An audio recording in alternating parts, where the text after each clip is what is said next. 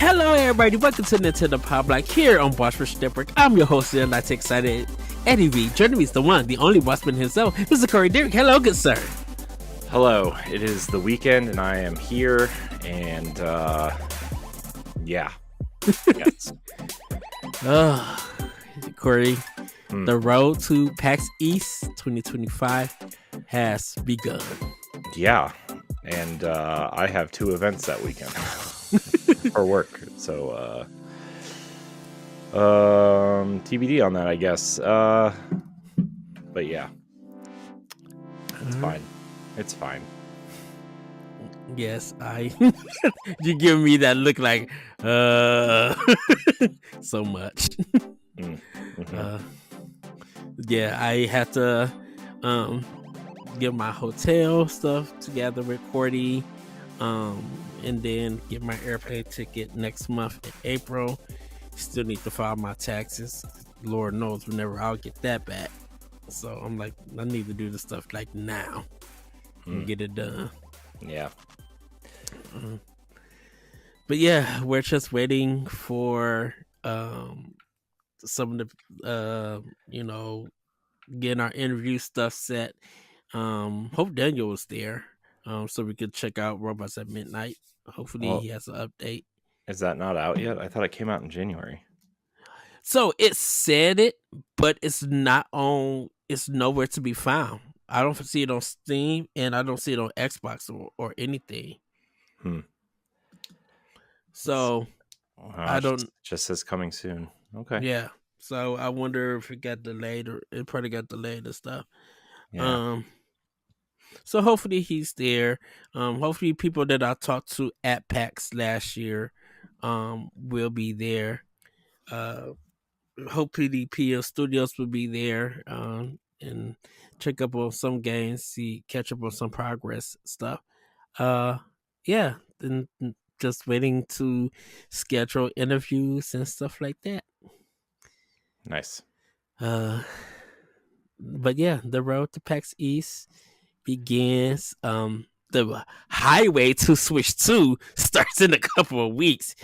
Because April 2nd, it's going to be a packed day after watching the presentation, the direct presentation.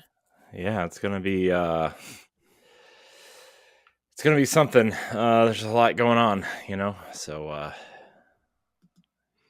yeah, Switch 2, man. It's right around the corner. Yeah. Right around the corner. Yeah, I know people have been asking, like, what you want for the launch lineup, like a launch game that's out that could come to Switch. I'm just like, at this point in time, I don't really care. Right. I'm like, we know the next Mario Kart is going to be there, but I'm just like, yeah. As for Nintendo themselves, it's probably going to be some ports or something.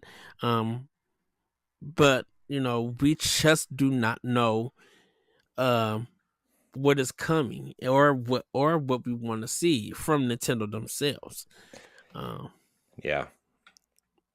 I mean, look, Nintendo. We'll talk soon because there's some rumors going around now. I think it's a little soon for them to be announcing a new game, but we'll talk about it later. I'm very interested to see what's going on with Monolith. Due to some recent hires, so yeah, someone's thinking this is a new Xenoblade game. It's just like, no, Xenoblade Force 2 is way too early. I wonder if it's a Xenoblade game that's going to connect X and the numbered series, because that's the rumor right now, is like that extended story thing that they're adding to X is going to finally connect the 2 universes. And the latest trailer kind of hints at that, right? Where like there's like this multiverse portal that opens up in the trailer or something weird. And I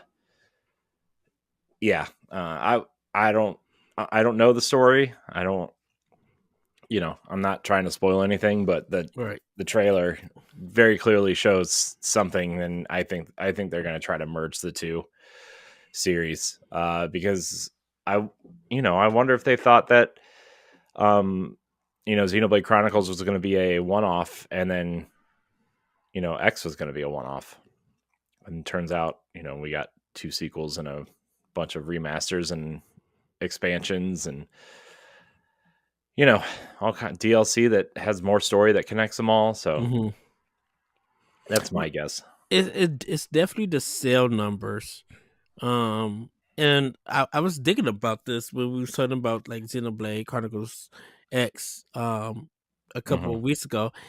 I was thinking about Smash and how the 2 characters from that game came from Xenoblade, and that just jumped the series to a whole new height of popularity. Because then everybody was just like, "Who are these? Who are these women? These ladies?" And then everybody was just like, "They're from Xenoblade Chronicles 2." And so Xenoblade Chronicles 2 sales start picking up for that game. People start buying it, and they were just like, Xenoblade Chronicles. That's what helped Xenoblade Chronicles become almost a mainline RPG for Nintendo. Yeah. Well, I mean, it is. I would argue it is their mainline RPG at this point. Yeah. And so when Xenoblade 3 hit, and it did what it did with the sale numbers, and people just like came away that I still to this day, I think me and Dan still hype that game up and talk about it.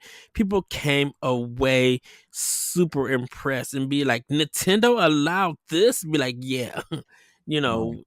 And so seeing what Monolith Soft could do for the next game, like I think Xenoblade Chronicles 4, whenever that get announced, that's probably going to do great numbers. So people definitely going to be looking forward to that. But I wonder if they're trying to focus on their new IP, because right now, like Zelda, the Zelda franchise is on hold for right now for a new mainline one. I think Anuma and the team are probably just thinking of things, but I don't know. I think they're trying to wait for like tears to go down and then think of what do we do next for the Zelda franchise. What I mean, story? I think it's time for a remaster or a spin-off at this point, right? Mhm. I mean, we've gotten 2 new Zelda games in the last 2 years, so I don't know. I think it's probably time for a spin-off or a some sort of remaster, which has kind of been the rumor for a while, right? So Right. I I wonder that was it the Wii, no, it was the Wii demo, right? With the spider, or that was Wii U? I think that it was was a the Wii Wii U demo. U. That was the Wii U demo. I have a feeling that that's going to come into play. Like, what if Monolith Soft got their hands on that Wii U demo? It was just like, we could do something with this. Yeah, maybe. I mean, I I still think they're going to go the Breath of the Wild, Tears of the Kingdom route. Mm-hmm. I think that's safe to say at this point. You think they're going to bring it back? That style of gaming. Yeah, yeah. I mean, yeah, I think that's probably makes the most sense. They kind of already said they were going to do that anyway. Mm-hmm. Actually, they literally said this is the future of Zelda, 3D Zelda. So, I mean, I don't really have any inkling that they would change that direction. I think if you want traditional stuff, you're gonna either have to play older games or they're gonna just keep re-releasing the older games and um do like the Legend of Zelda, like the Prince Link's Awakening remake, like Grezzo stuff. Unless they do that. Um yeah, I mean, which they could do too, right? I mean, but I still think they're gonna. I think they're gonna do some remasters and remakes first. mhm. So that's an opinion. I don't, obviously not set in stone, but um, yeah. All right. We'll see what happens on April 2nd. We'll see what, like from April 2nd to the summer direct, we literally will see what is going to be coming to Switch 2. What's going to still be coming to Switch? Yeah, I don't think there's going to be anything new from Zelda or Xenoblade there. I'm going to be honest with you. If they show something, it'll be a remaster of Zelda, and it'll probably come to Switch 1.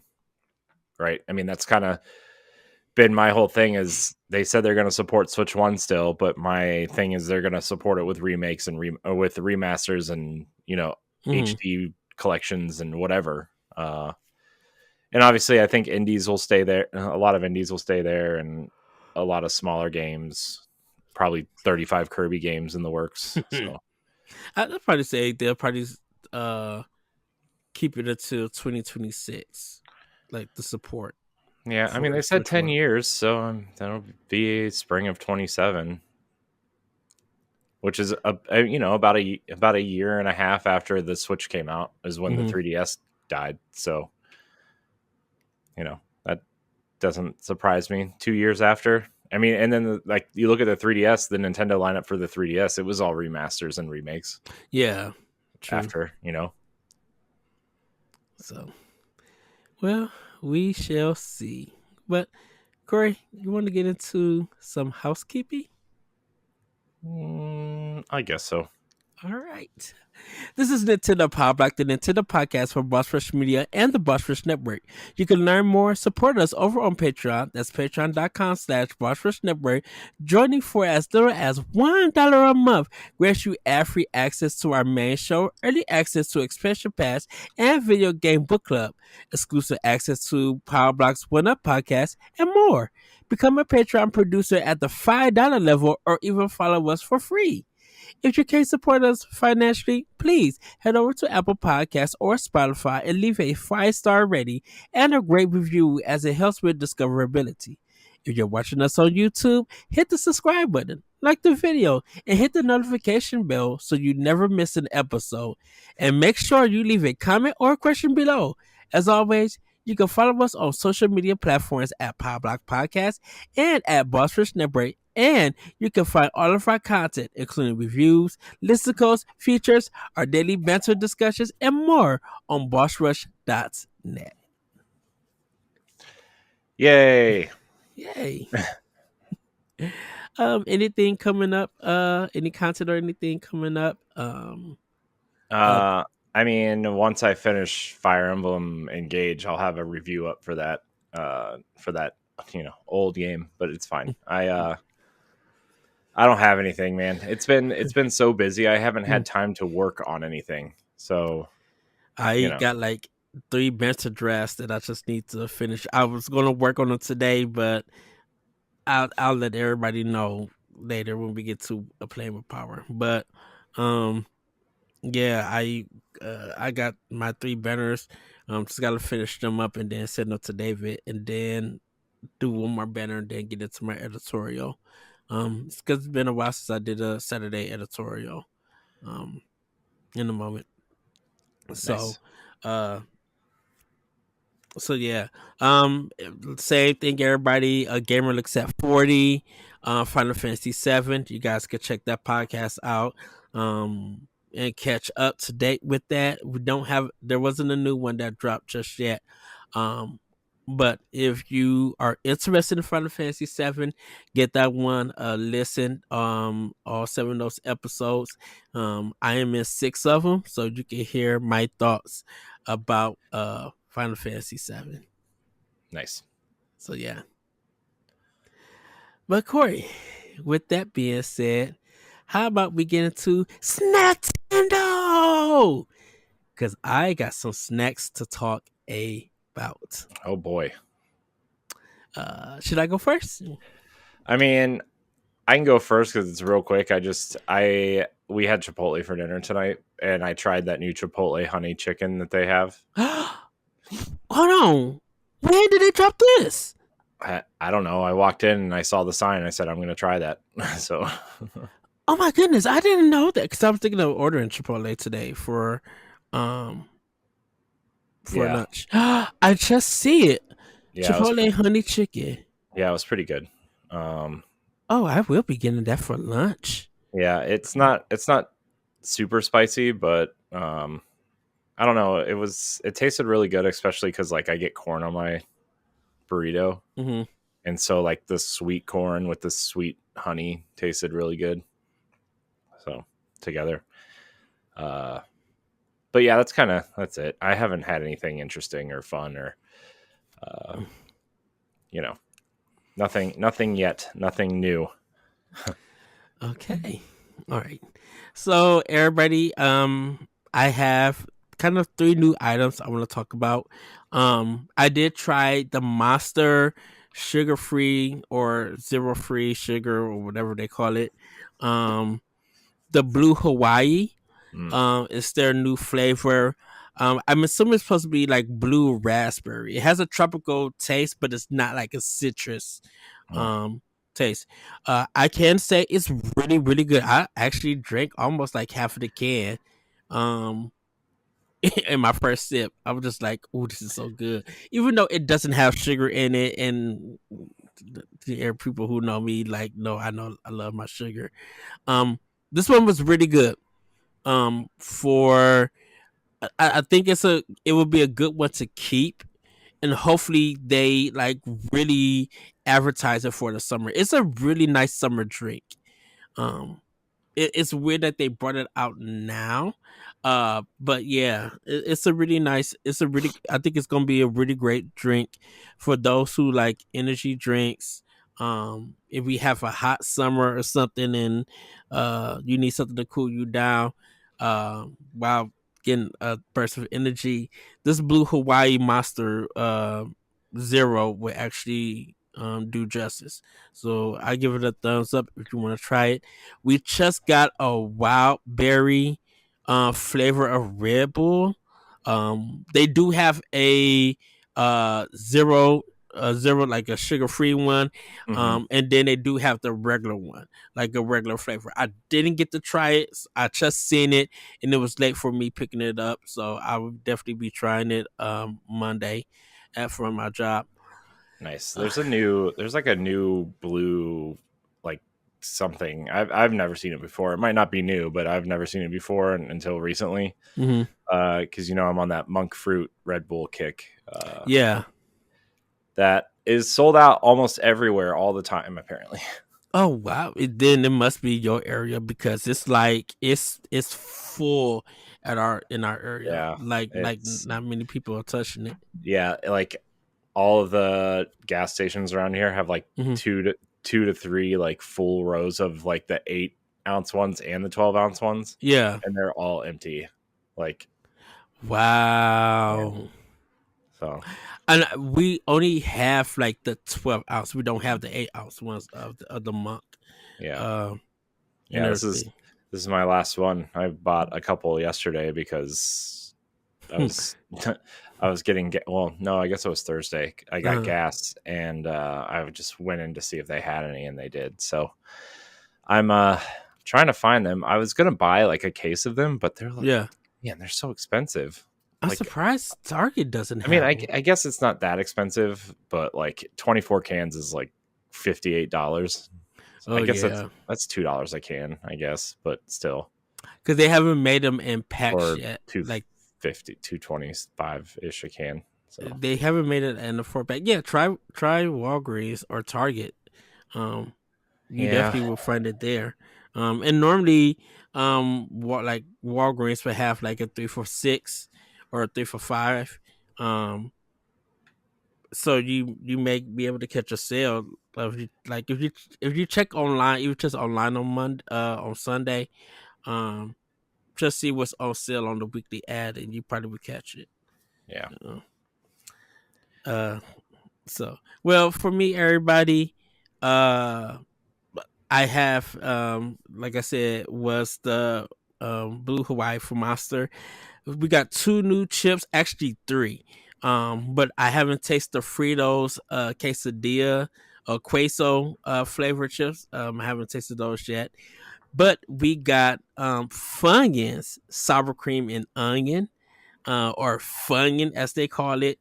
It's okay. Seems like a lot of sour cream, and it seems like a lot of onion in that. No, it's a lot of sour cream.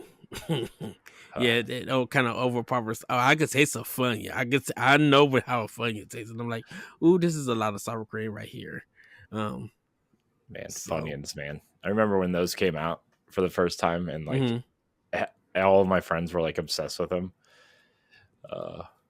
Good times, huh? Funyuns. yeah, they're good with sandwiches. Like if you get like this, like the small bag with the small sandwich, it's really good. No, they're the chip you put on the sandwich. You know how like people put chips on sandwiches sometimes. Yeah. That's yeah. I haven't had a sandwich in so long.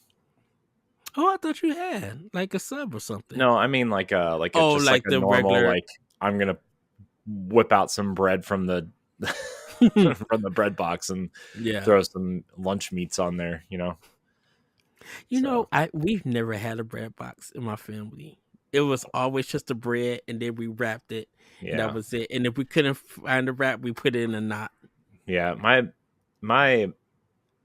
parents have a bread box, but we just have a basket where we store all of our like bread and tortillas and that kind of thing. It's just a basket that sits on our counter. It's like whatever, grab and go.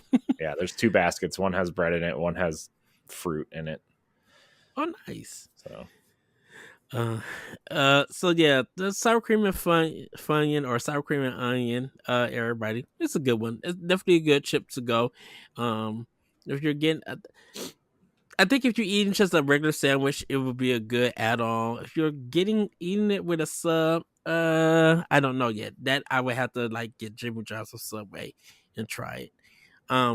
But a chip I will recommend everybody try if you get to see it. Doritos now have the loaded tacos from Taco Bell flavored chips. Oh boy. And it is amazing. It is literally top tier. It is so good. Wow. And like it literally, I mean, yes, the Dorito flavor and the Cool Ranch flavor, like Dorito tacos that they had. I missed the Dorito the Cool Ranch flavor Doritos tacos. It tastes different than that. It literally tastes like I want to say a supreme taco. If you don't like the supreme tacos, but just like even just a regular taco from Taco Bell, this one tastes just like it. Like you would snack through the bag. Nice. They do got the big bags. I just got the little small bags because they just brought it out last week. No, they just brought it out this week. And so I had to give it a try. I definitely had to give it a try. But yeah, it is pretty much top tier. It is really, really good. And a really cool design when you look at the bag. It's really nice. So yeah, I definitely recommend getting the loaded flavored tacos of the Doritos. Nice. Definitely recommend. Last but not least, I'm sorry, I gotta add this one. I had Burger King Friday, and I got the Steakhouse Whopper with bacon on it and A1 sauce. Really, really good. You do taste a little bit steak, but the aftertaste still gives you that Whopper flavor. So I mean, if you just want to get it with just the burger itself to try it, you can. I ate all the fries before I even got to the burger because I was driving and I was quite hungry. But yeah, it's really good. For it. I just decided I seen it and I'm just like, yeah, let me try this. See if it see something different. So that's what my snack Tendo is about. That's what I snacked on, and yeah. Nice. So well, everybody, we're gonna get into playing with power. Corey, what have you been playing with power? Well, still the same stuff, Ed. I've been playing Fire Emblem Engage. I have 62 hours into my save, and I don't know if this game's ever gonna end for me ever.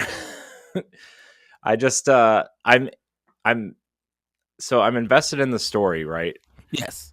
But I have been invested in like the side stuff too. So I don't remember if I said this on the last episode or not, but I completed the Divine Paralog DLC, which is like the Three Houses DLC, but then you get like you go through some of the stories of the old characters, right? Like like Tiki and Hector and Crom and Robin and Corin and Lucina. So like a lot of the old characters from past games, right?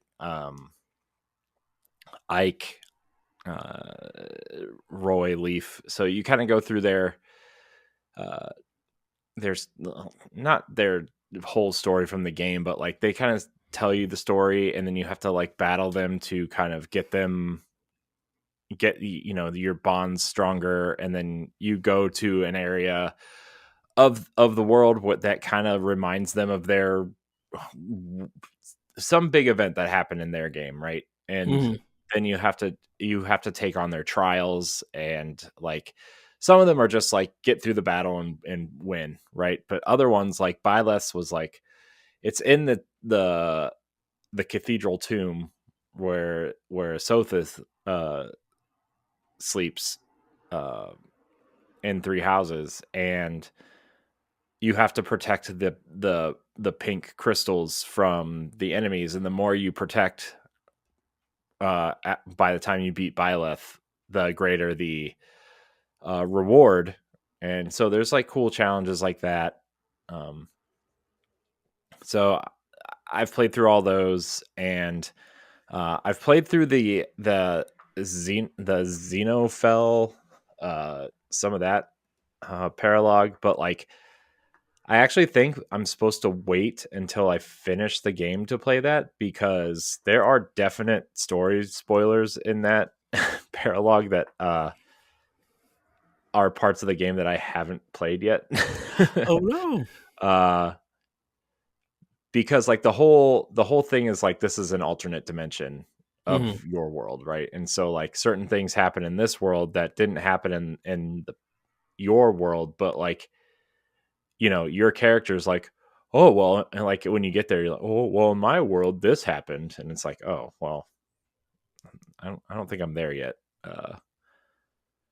But I'm still having fun with it. I'm like getting into the nitty gritty of it now, or like I'm going through and like adding secondary classes to all of my characters now, and like upping their bonds with each other and matching them with the correct emblems to kind of like give them the best move sets with their secondary class. And it's been really fun. I need to save a couple more emblems from there's an event that happens where you lose your emblems and then you find new ones, and then you go back and get the old ones back. Spoilers, I guess. So I'm kind of on my way to get the rest of the old ones back.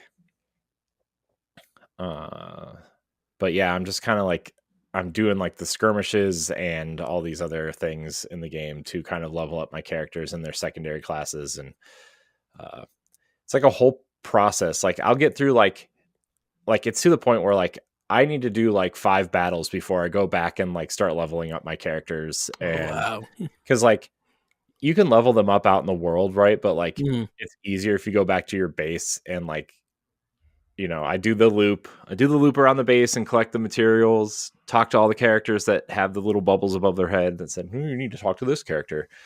And then I go through and make the characters talk to each other to level up their bonds. And then you make all the characters talk to the emblems to level up their bonds. It's like this whole process. And then I go to the arena to train characters and train them with their emblems, and learn new skills, learn new abilities through their emblems, because there's like an inheritance, like the big kind of how you learn, or not learn new moves, but have like passive abilities, like you inherit them from the bonds of with your emblem. So like I'm making sure all the the archers have high defense because they're very vulnerable, but I'm making sure all the characters who have low magic have high resistance, and it's it's one of those things. So that's kind of where I'm at, because I don't want to get to the place where that happened in Three Houses, where I just kind of mainline the game, and like I get stuck in the final battle because I'm not leveled up high enough. So yeah, I'm making sure I'm like over leveled at this point. So that's kind of all I've been playing. I mean, I've been playing the Fire Emblem mobile game and the Pokemon trading card game. Nice. I did pull a Charizard out of the pack though. Yes. But it was not the one that I wanted. It was a different one, but it was not like the so there's like the regular Charizard, and then there's the EX Charizard, which is like the one that looks like it's like popping out of the card. Yes. And then there's like a third one that like I don't know if they're called like promo cards or whatever. But I had this like really, really cool animation to it. I'm like, oh, well, this is new. And then it's the only card that does it that I have. I'm like, oh, well, that's strange. So that was cool. And then my daughter is obsessed with Eevee stuff still. So the new expansion has a Leafeon, which is the grass type Eevee Pokemon that's kind of newish. Yeah. Daughter's obsessed. I got a Crown EX version of it. I don't know what the best is. I don't really care either. This is just something I do with my kids, right? I don't really care about it. And she just like won't stop looking at it. And then, she's like, where's the fire one? Where's the water one? Where's the, I'm like going through the elemental wheel of Eevees with her. And it's like, it's cute. Like it's fun, but like, after the fourth or fifth time she asks, where's this one? Where's that? I'm like, okay, come on. She just asks to look at him. Hey, she likes the Eevees. I know. I don't even think she's interested in Pokemon. I think she just likes Eevee. That's fair. That's understandable. Yeah, I mean it's fair, but it's just funny. So, but that's kind of it. I don't really have anything else new to say. I hope I'm done with Fire Emblem next week. I'm gonna try. We'll see. But okay, it's depends on how busy I am this week, and what Boss Rush podcast looks like this week, and other factors. Yeah. Ooh, excuse me, everybody. That's Panda Express that I had early today. Jeez. I know. I haven't had it in months, so I was just like, I guess I'll just go have that today for on my off day. Well, for me, I started up Final Fantasy VI on Switch. I just beat the Ghost Train. Did you suplex it? That was the first move that I did. Did you Phoenix down it? Can you? Well, it's a ghost. Shouldn't you use Phoenix down to? I've never used it. I normally just do the special moves and bam. Cheat code. I don't know. Sometimes that works on undead enemies. Yeah. But not always. I don't know if that works in that game. I just know it works sometimes on zombie type enemies in other RPGs. So, like if you use healing, it'll kill them in one shot. Yeah. So started that. Definitely enjoyed it. I'm trying to get back to where I was originally at in the game, like years ago when I played it on Super Nintendo as Final Fantasy 3. And I still call it Final Fantasy 3, but because I'm playing the collection, I'm gonna call it 6. It's 6, bro. So, So I got it to where a certain part, a really big part happens in the game. So I'm trying to get back to doing that. So it's been fun playing it on Switch. Um, with that. Uh, Still playing the Vow. I just got to the third area of the game. I got one more. I think I'm probably about halfway through with the game. I am getting one more character, and that'll be the final character that'll be added to my party. But right now, I am looking for some jewelry, some eye pieces of jewelry, to put in this worship bottle, and then hear its story, and then get all of these stat boosts to me. I am using a hammer for this. So I am like on the third version of this hammer because you could, of course, you could upgrade it at your camp. I am at the almost at the third section of it, so I could get it to push it over and get to the final section and then build it up. I'm still unlocking stuff in the game. Um, I'm not really using a lot of magic. I think when I get into my second playthrough, I'm going to use magic. I still haven't really used any of the guns. I used the bow, um, kind of in the beginning of the game, but right now I'm just using my hammer and my special sword, that causes bleed and everything when I'm hitting certain enemies. Nice. So I am definitely enjoying Avowed. I'm gonna try to finish it up soon. It's taking me a while, definitely because of work, but I am putting time and effort into the game, and charging my reusable batteries for my controller for it. But yeah, I am definitely enjoying Avowed. I could see why it would be a good nomination for Game of the Year. And it's a really big knockout for Xbox, like I said last time. So definitely enjoyed that game. Um, so yeah, that's pretty much what I'm playing with Power.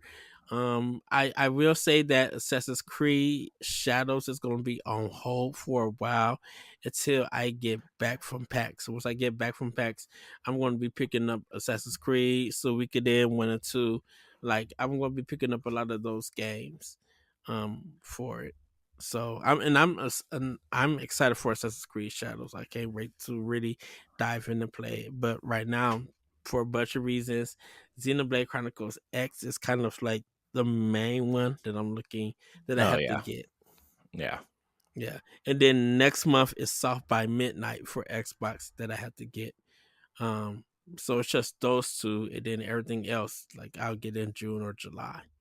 yeah, Um or over the summer. So yeah, that's what I'm playing with Power. Everybody. yeah. I mean, right now it's kind of all Nintendo all the time now for me. I just I don't know. I thought about getting Monster Hunter, but Mm-hmm. I was like, I'm gonna play it for like an hour one night and be like, well, that was fun, and then never touch it again. You know, Yeah, and my sister Hunter's on hold too. I'm trying to be, smarter about the the TV consoles, I guess you'll call them now. Uh, those games to buy, but I don't know. I'm just trying to focus. So So, shout out to WSAD Beyond Nick, Evan, Brody, into the whole Spawn Camp. And I bring this up because Brody and it was last week's episode, not the one that just passed. But Brody and Nick was talking about Gears of War. mm, Uh, and they were supposed to talk. They mentioned a little bit of Gears of War 3, and they brought up Dom, and his death, mhm. in the gang, and they Spoilers. um it's a old game. You guys can play it I know. if I'm you haven't, if kidding. you're on the Xbox or PC. I think I'm it's just kidding. Xbox. Um so they said it was impactful, so much emotions and stuff like that. Mm-hmm. And I responded to I sent them a tweet. And like I said, I love Nick, I love Brody, I love the old Spawn You were a Camp. jerk about it, weren't you? No, I actually weren't. So I'm going to be upfront and honest with everybody, because I'm not. I pretty Ed's a much hater. am. Ed doesn't like Gears. Ed has No, Ed has no soul. I have an optional opinion on all three games. Mm-hmm. So but I I I told him when like I said, it was I had missed that week's episode, and I had responded to him, or I just really just like kind of like shut him out. And so I kind of just said that um I thought that Dom's death, and this is a personal thing to me, was just to progress the story. Yes, And that's usually what happens when big events happen in a game, is to progress the story. Yes, but correct. no, hold on. Great observation, Ed. Hold on. But it was just to progress the story and not do anything with, like, to progress the story and then forget all about it. What are you So talking about? The whole time Marcus is upset. no, it's At the not. end of the game, there's a payoff. Yes, there is. I no. Yes, there is. I didn't get that. It literally felt like. Well, then your eyes were closed and your ears were shut. Okay, so this is what I said. I know at Beyond WSAD, shout out to them once again, would disagree with me about this, but Dom's death in yes. G3 was only used to progress the story and was forgotten right after to finish the game. It's like his death happened, and it was just like, okay, we got to continue this mission. And even like when it got to the ending, with the big ending, the dad's doing what he does to give his life to like save everybody, sacrifice his life, to save the day and everything. And it literally just like, oh, I forgot all about Dom, like, after he died and everything. And You're the worst. No, you know what? You know what game? You know what game? His death didn't matter. Gears 5. That death was to just progress the story, and nobody remembers anything about it, except that there was a choice there that was unnecessary. Yes.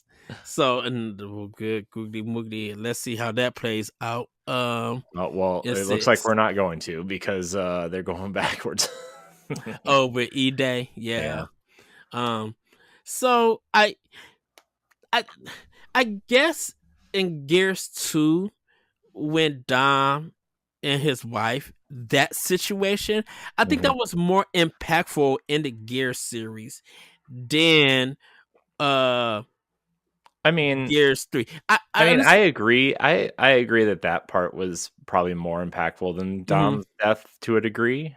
But like, I don't know. So many people are attached to Marcus and Dom as a team, and I think that feeling of like you lost someone, right? I mean, like that is like, I don't know. I still feel like that's pretty impactful. And I will say the setup with 2, with that section, was a good connection for 3, and the way that it made Dom feel. But it was just like, it literally just felt like once all of that happened after that part in 3, it felt like action, set piece, action, set piece. And I would say this too, before anyone brings up Final Fantasy 7. It happened the same thing with 7. After Aerith dies in that game. Spoilers. It's this old game. So when that happens, it does, I mean, it has a lingering effect a little bit on Cloud. And then I won't say about Rebirth, because I haven't played Rebirth, only played Remake. I know what I know what happens in Rebirth, but I haven't seen it. I haven't got to that point. Yada yada yada. I don't know if it changed the feeling, if it changed the story. But I just speaking about the regular Final Fantasy VII. Um, when that happens, and it looks like there's no payoff to it. It is a payoff at the end of the regular Final Fantasy VII. Her death does pay off, and I guess it's something. It may be something with me personally when characters dies in games, and I understand there should be some impact, there should be some progress. um I just feel like you kind of lose the thought of that character because you're trying to get to the end, you're trying to get to the conclusion, and if you sometimes want to see if that pays off, um and everything. And I guess like I said, it's a me thing, and I think that's like something in games when it talks about their narrative, especially in hardcore games. um I think people really don't get the gist of narrative and storytelling and character building. I think sometimes that we get so much into the 15-minute loop of a gameplay that we overlook characters until they die and everything. And because it was a thing that I had with God of War 4.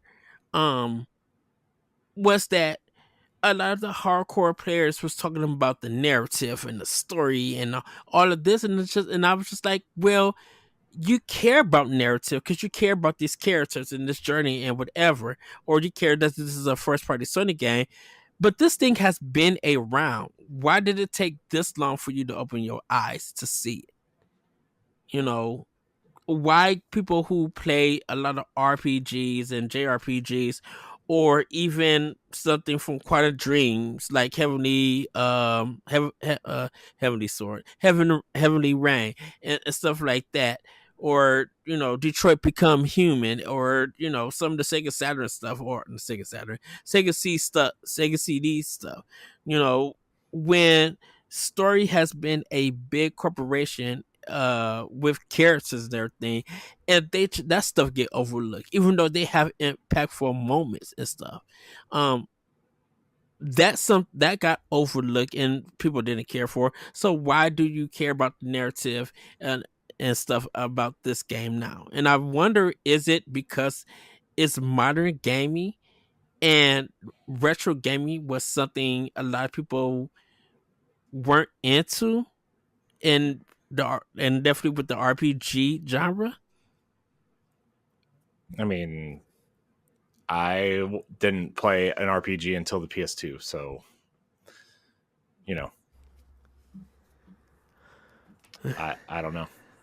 I, that's my thing. I don't know. Mhm. I didn't play an RPG until the PS2, and I was excited because Final Fantasy X looked cool, and I went back and Mhm. plus it's Final Fantasy series, and I went back and played 9, and then whatever. But yeah, I mean, I wasn't into RPGs, so I can't speak for everyone, but Mhm. judging by sales numbers, I don't think RPGs got super popular on console until probably the PS2, PS1, and maybe PS1, right? So, but even then, like, people liked them, but hardcore gamers liked them. The normal people didn't. Yeah. You know, they were playing Crash and maybe Metal Gear or something, right? So Yeah. I don't know. I don't know. Grand Theft Auto and stuff like that. So yeah, it's kind of, yeah, it's a ring around the rosy in my mind kind of topic, everybody.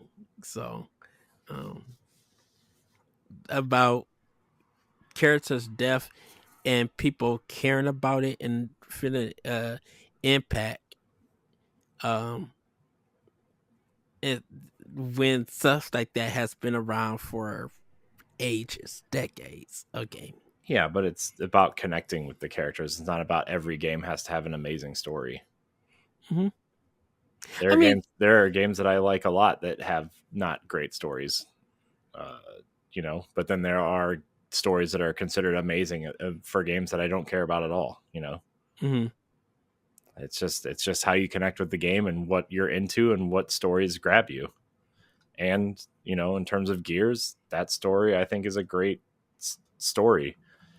And a game that I really connected with, and a game that I loved, and characters that I love. But you know, you could say that about a lot of other games. Like Mass Effect. Mass Effect story is probably better than Gears, right? But Mm-hmm. whatever, they're both great to me.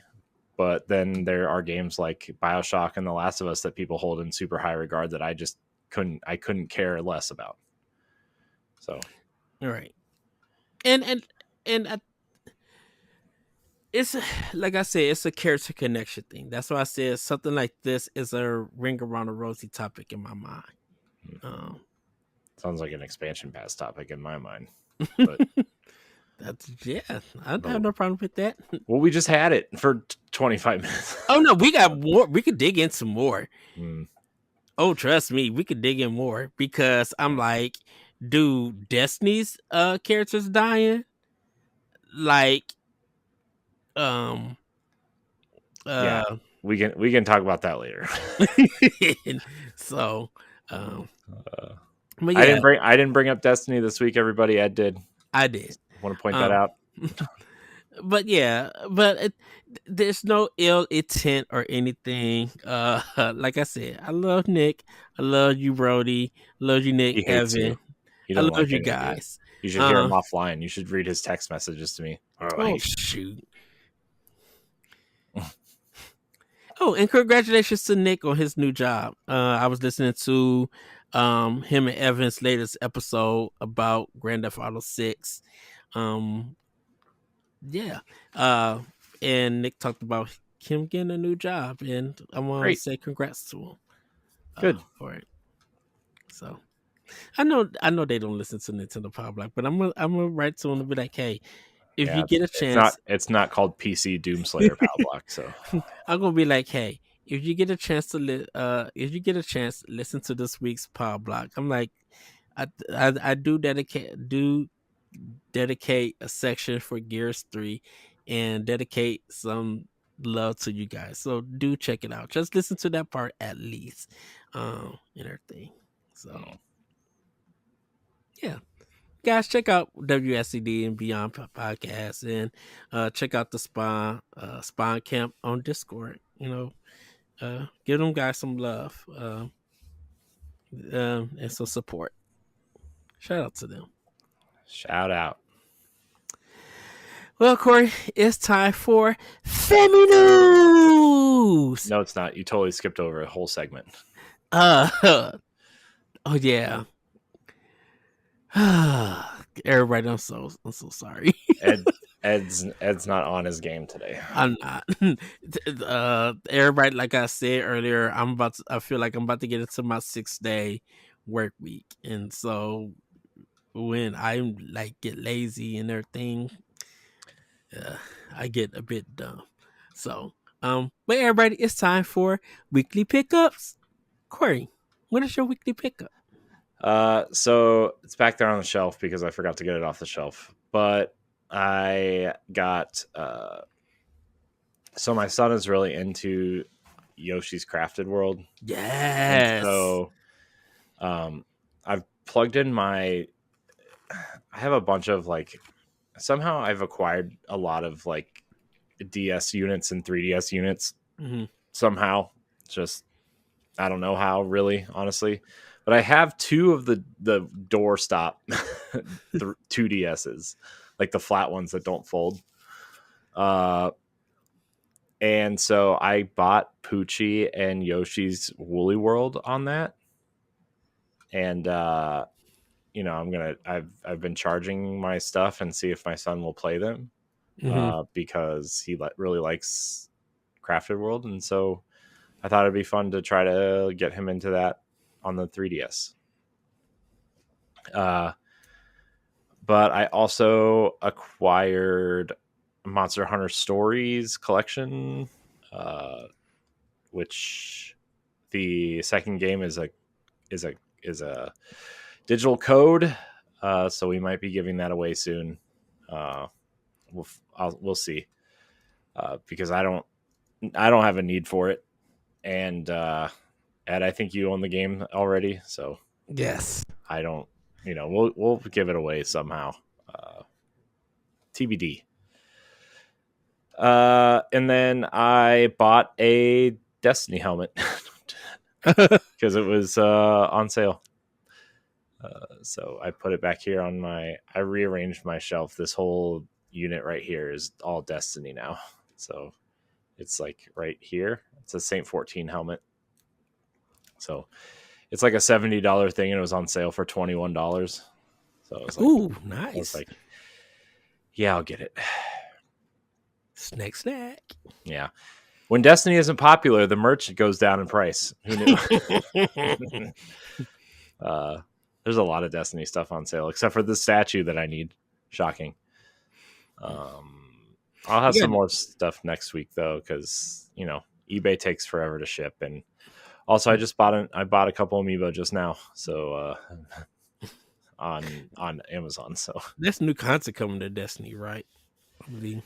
Yeah, sure.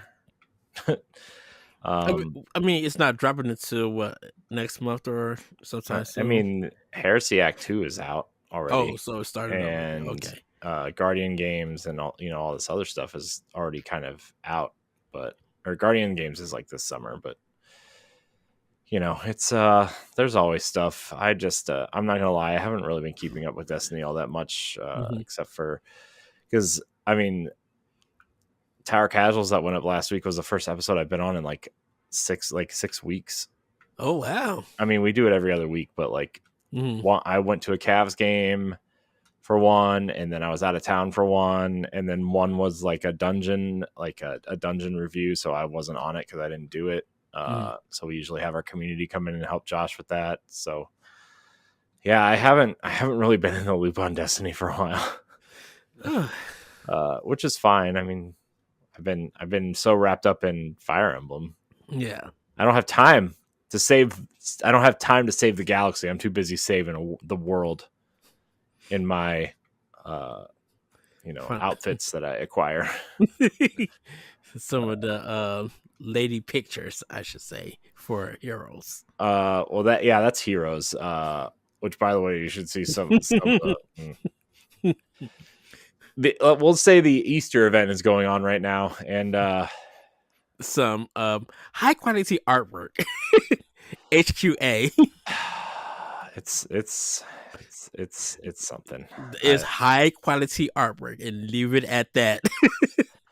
Yeah, it's something. You should see the Byleth I got from so there's an event.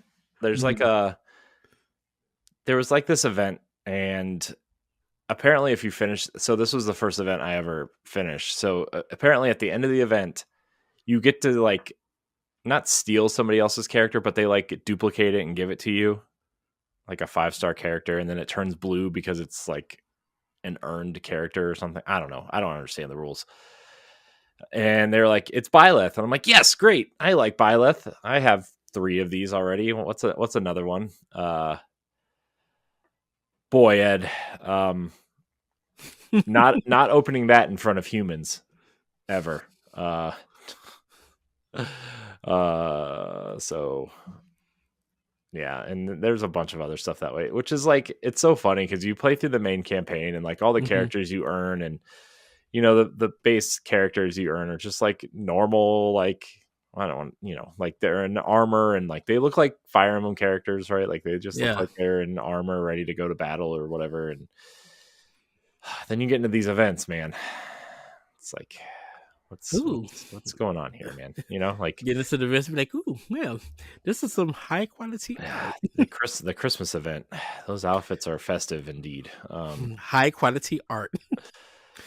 So that's I hope one day that there just be like it's it's slang for stuff.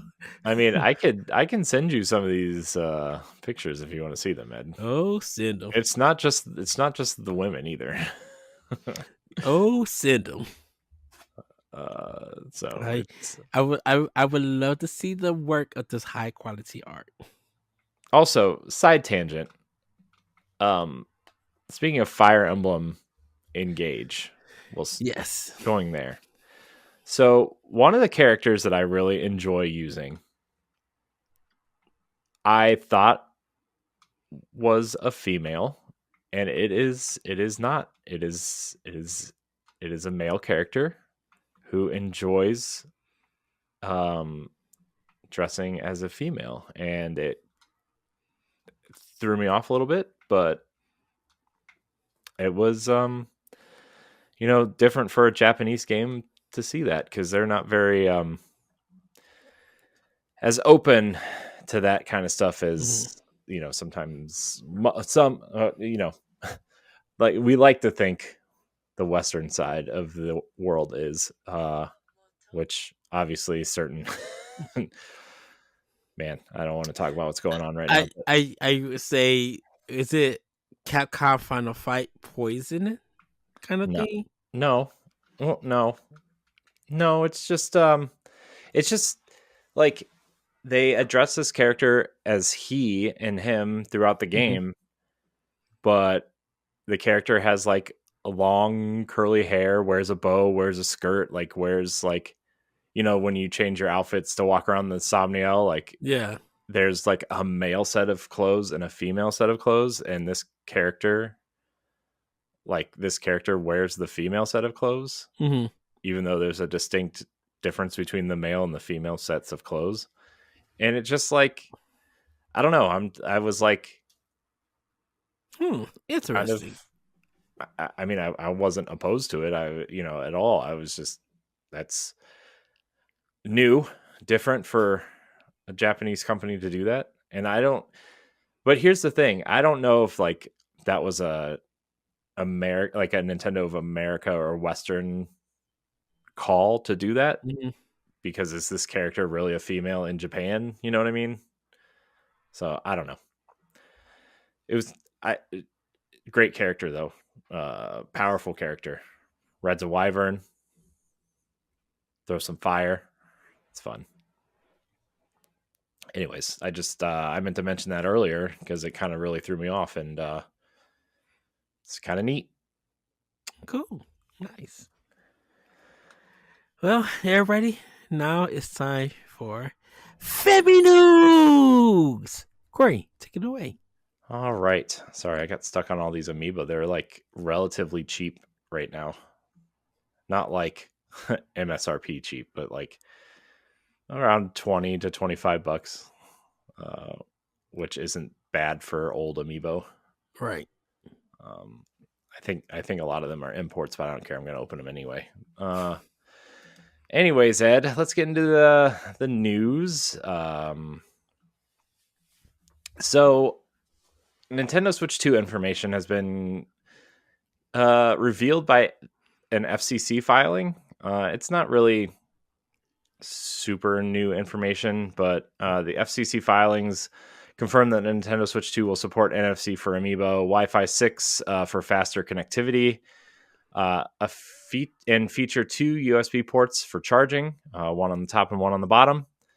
It could also probably be used for other things, like that second screen we talked about at one point for DS emulation would be great. Yes. Thanks.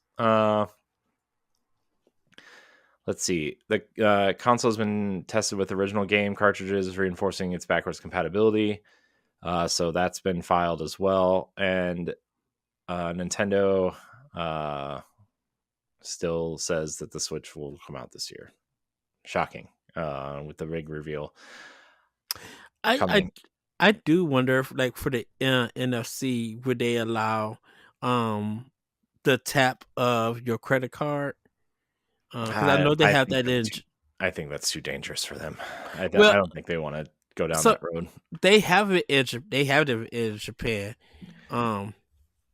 Yeah, And I and I know you wonder. can do. I know you can do it on the bracelets at the theme park.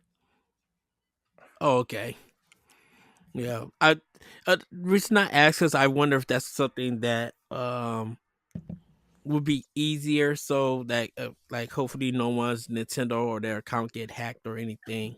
Um, you could just tap it for the amount, and keep it moving or anything. Or if they, because I know they won't have it in the cards, Mhm. the gift cards or anything. But I just wonder if it's something that they thought about bringing to America, um, for it.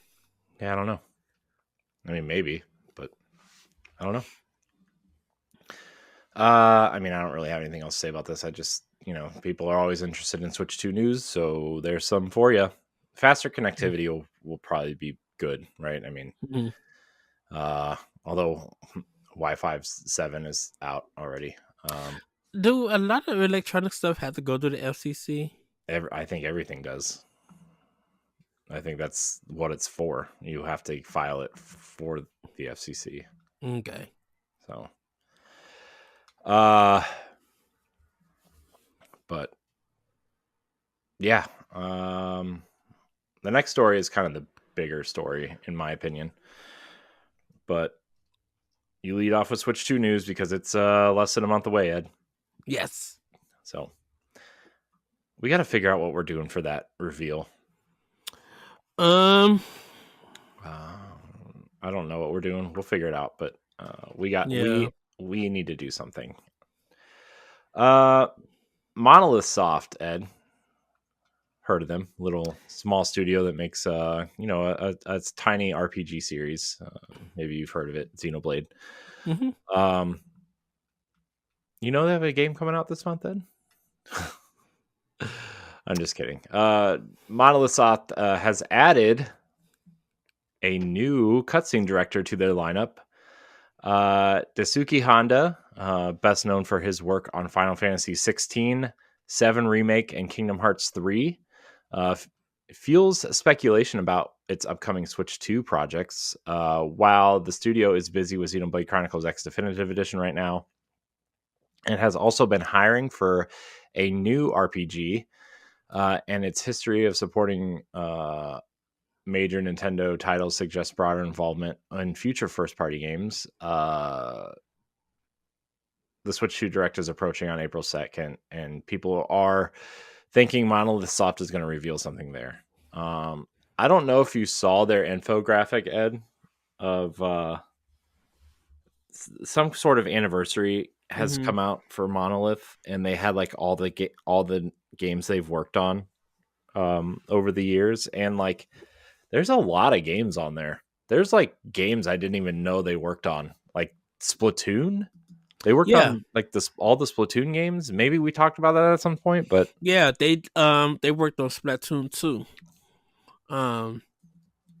I know that much. Um. I don't know if they helped in the first one. Because that was a new IP, and I think they were working on Xenoblade Chronicles X around that time. yeah, Um. let's see. It But I here's know. But I know two they worked on. Yeah, here's what the infographic since the Switch launched. They launched a Switch infographic of games they've worked on. So, Breath of the Wild, Splatoon 2, Xenoblade 2, Xenoblade Torna, Golden Country, Animal Crossing was the one that surprised me. Okay.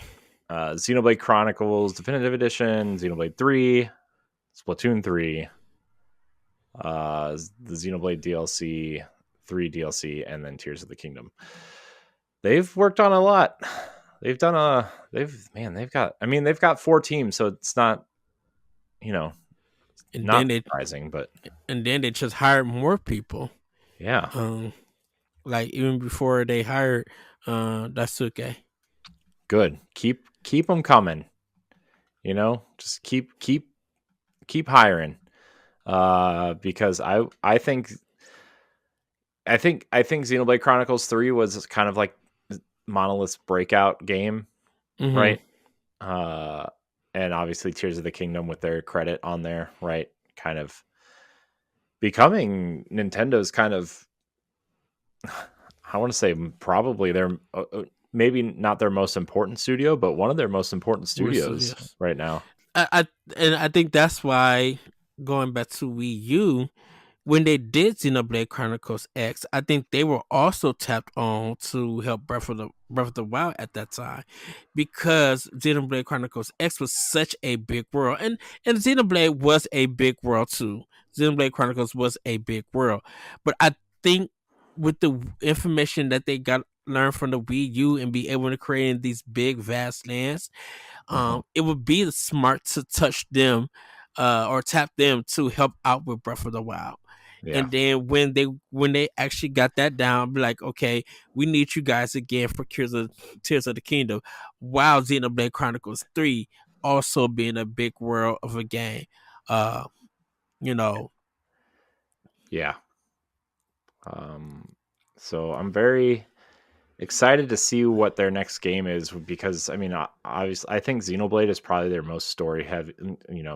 Nintendo's probably most story heavy franchise at this Mhm. point, and this just kind of confirms that they're going to try to, make more story driven, kind of bigger, more important games, and that's great. Yeah, it's, if you think about it, it's like Nintendo's very own Square Enix in a sense.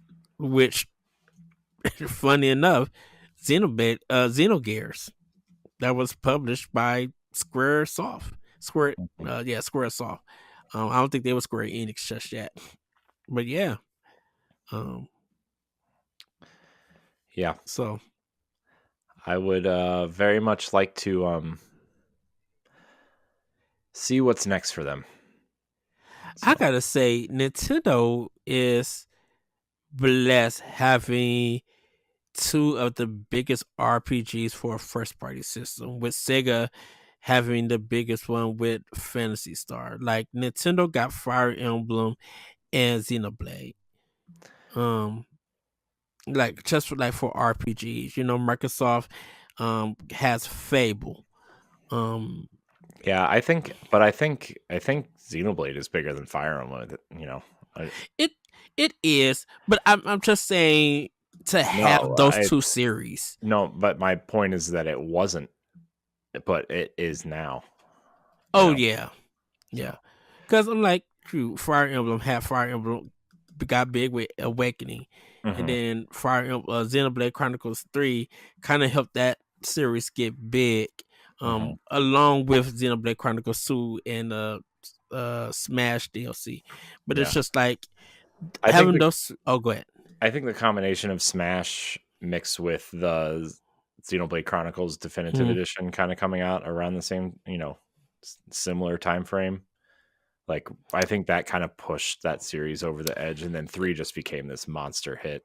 Shoot, I think Three Houses probably even pushed Fire Emblem even more, hmm because it's Yeah, just. which is why I think Engage, not to keep going back to Engage because I'm Mhm. obsessed with it, but like, I mean, I was guilty of this too. Like, I think that's why Engage got such, I don't want to say negative, uh, reactions, but like, everybody thinks that Three Houses is better than Engage, right? Because of what it did, and I think, Yeah.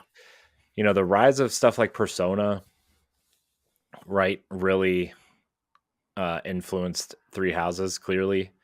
And I think people really liked that about Three Houses. It was less strategy game and more relationship building and bonding. And like, that's how it, you grew your characters instead of the traditional stuff that Engage clearly does. Um, and so, yeah, I mean, And and I think I gotta give it up to Intelligent System and Koei Tecmo coming together to make Three Houses. mhm. Because like, I people feel like, and I don't know how true this is, but because of Metroid Other M, people thought that Nintendo and Koei Tecmo's relationship will sizzle out because of how Other M was received in the sale numbers.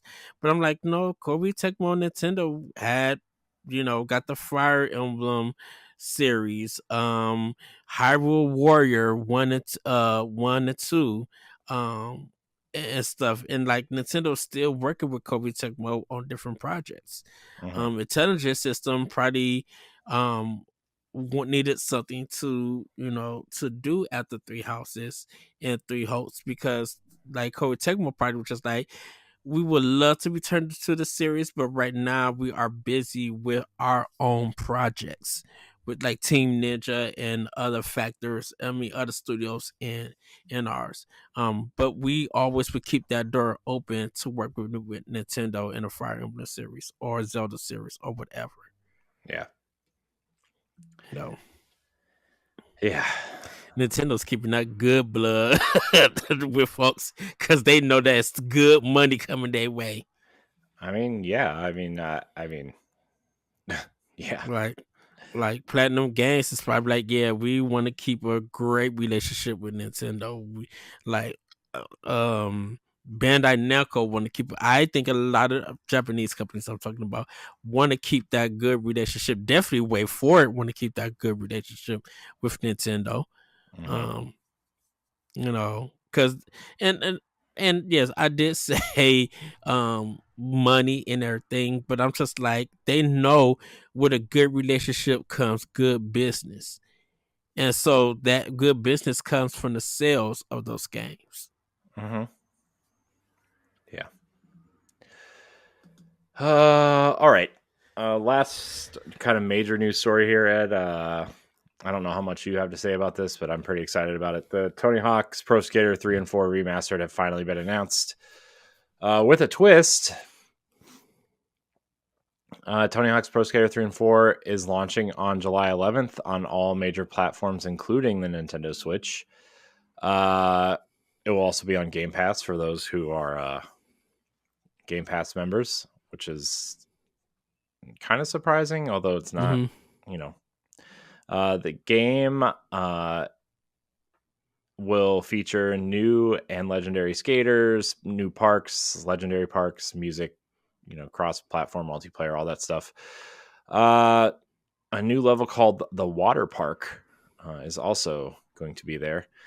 Pre-order grants early access perks, with Digital Deluxe Edition offering extra content like the Doomslayer and Revenant skaters. And the Collector's Edition will include a birdhouse skateboard deck. And the asterisk said trucks and wheels and grip tape and other skateboarding accessories not included.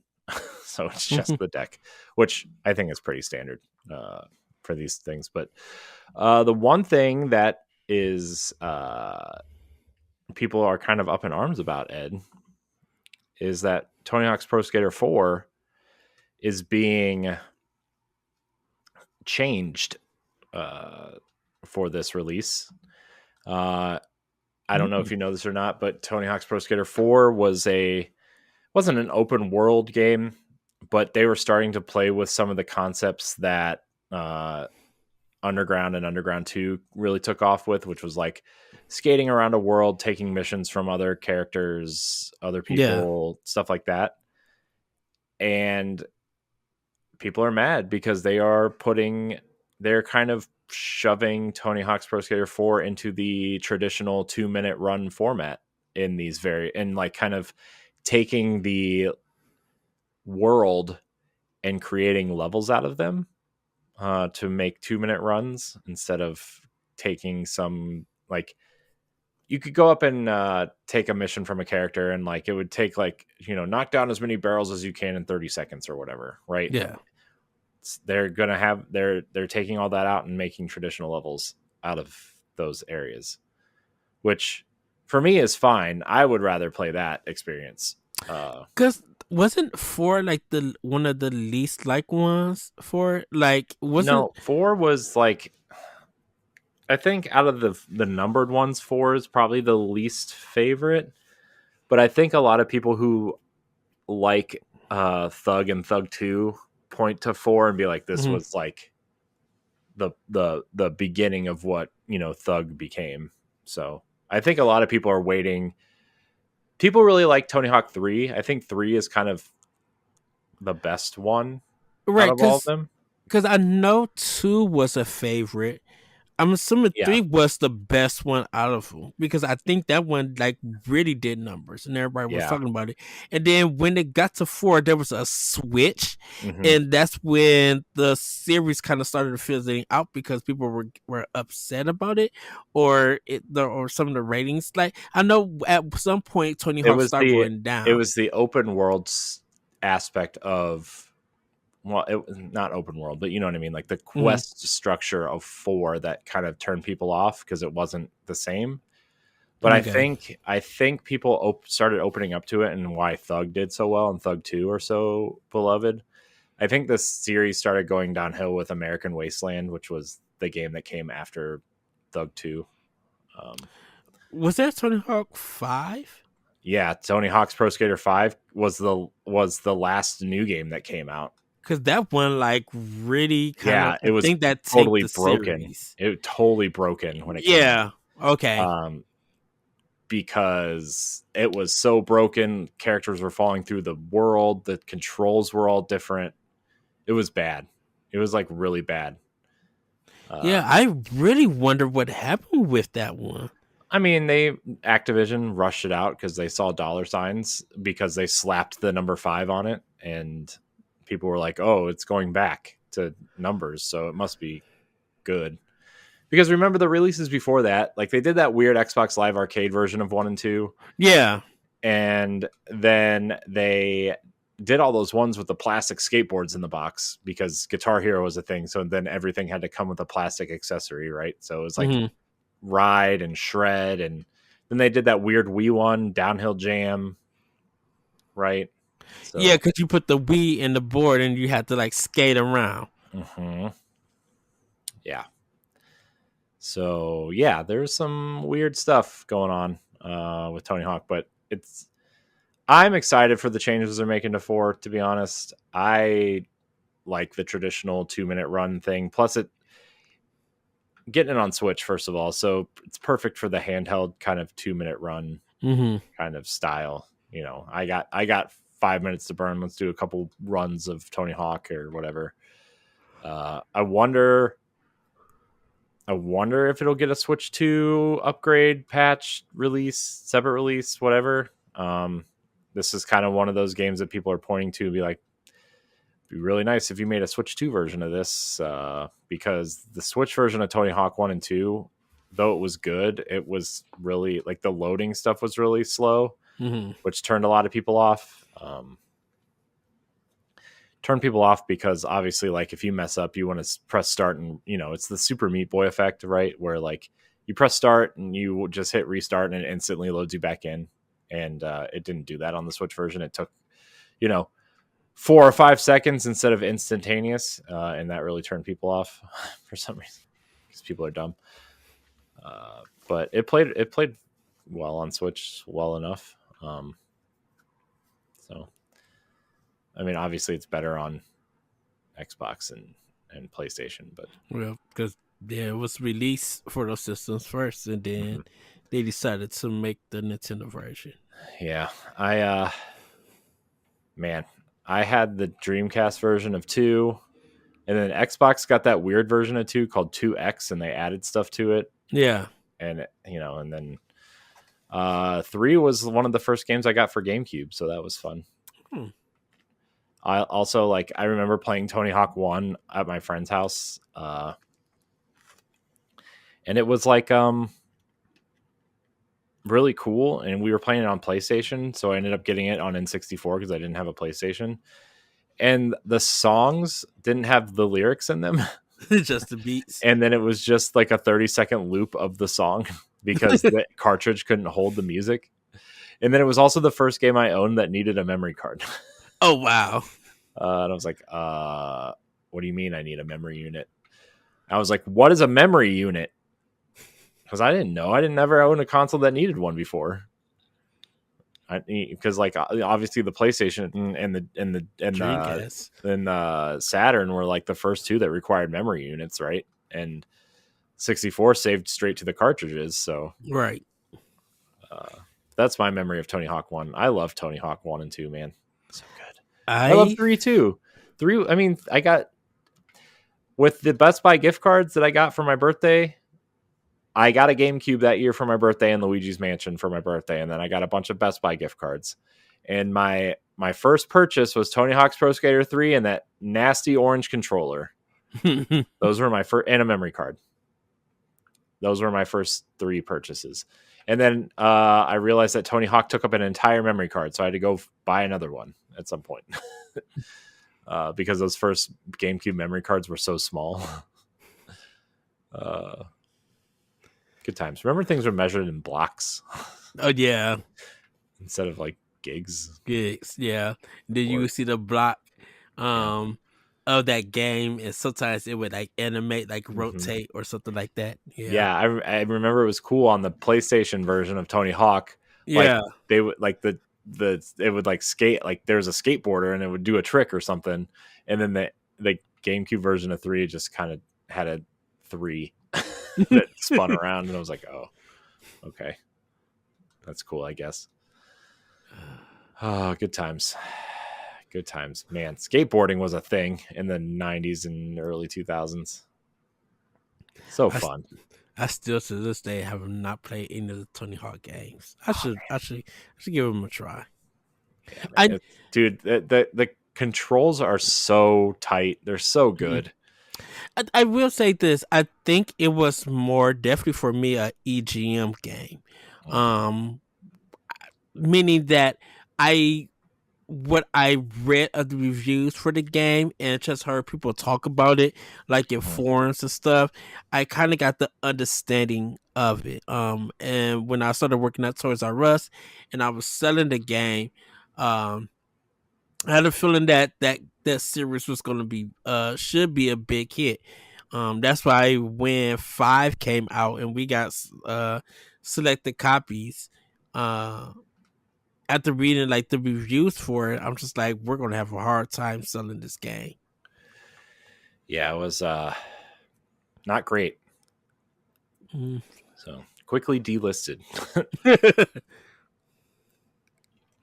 Yeah, and shout out to Microsoft for getting it on Switch day one, because you know how Activision is, and I'm gonna leave it at that. Yeah. But yeah, I think good on them. I hope I do hope that this game comes to Switch too, honestly. It'd be nice to have like I don't want to say a proper version, but one that's like not, dumbed down for a console. Because like as much as I love Tony Hawk 1 and 2 on the Switch, there are some very obvious concessions. But I digress. The last kind of small news story we're going to talk about real quick. Nothing really to talk about here, but GoldenEye for the Nintendo 64 has been nominated for the Video Game Hall of Fame. And you can go to the Museum of Play Player's Choice ballot, and you can vote for the games. Modern Call of Duty 4, Modern Warfare, Quake, and Age of Empires are all part of this list as well. And the top 3 public choices will be it would go to a final selection from an advisory committee, so you can go check that out. GoldenEye, console, kind of revolutionary console shooter. Oh yeah, lot of time played GoldenEye. So shout out to Rare. They knew what they were doing. I'm looking at the list: Age of Empires, Angry Birds, Call of Duty 4, Defender, Frogger, GoldenEye 007, Golden Tee, Harvest Moon, Mattel Football, NBA 2K, Quake, and Tamagotchi. The battle party for me will probably be GoldenEye 007 and Modern Warfare, because those was 2 impactful games.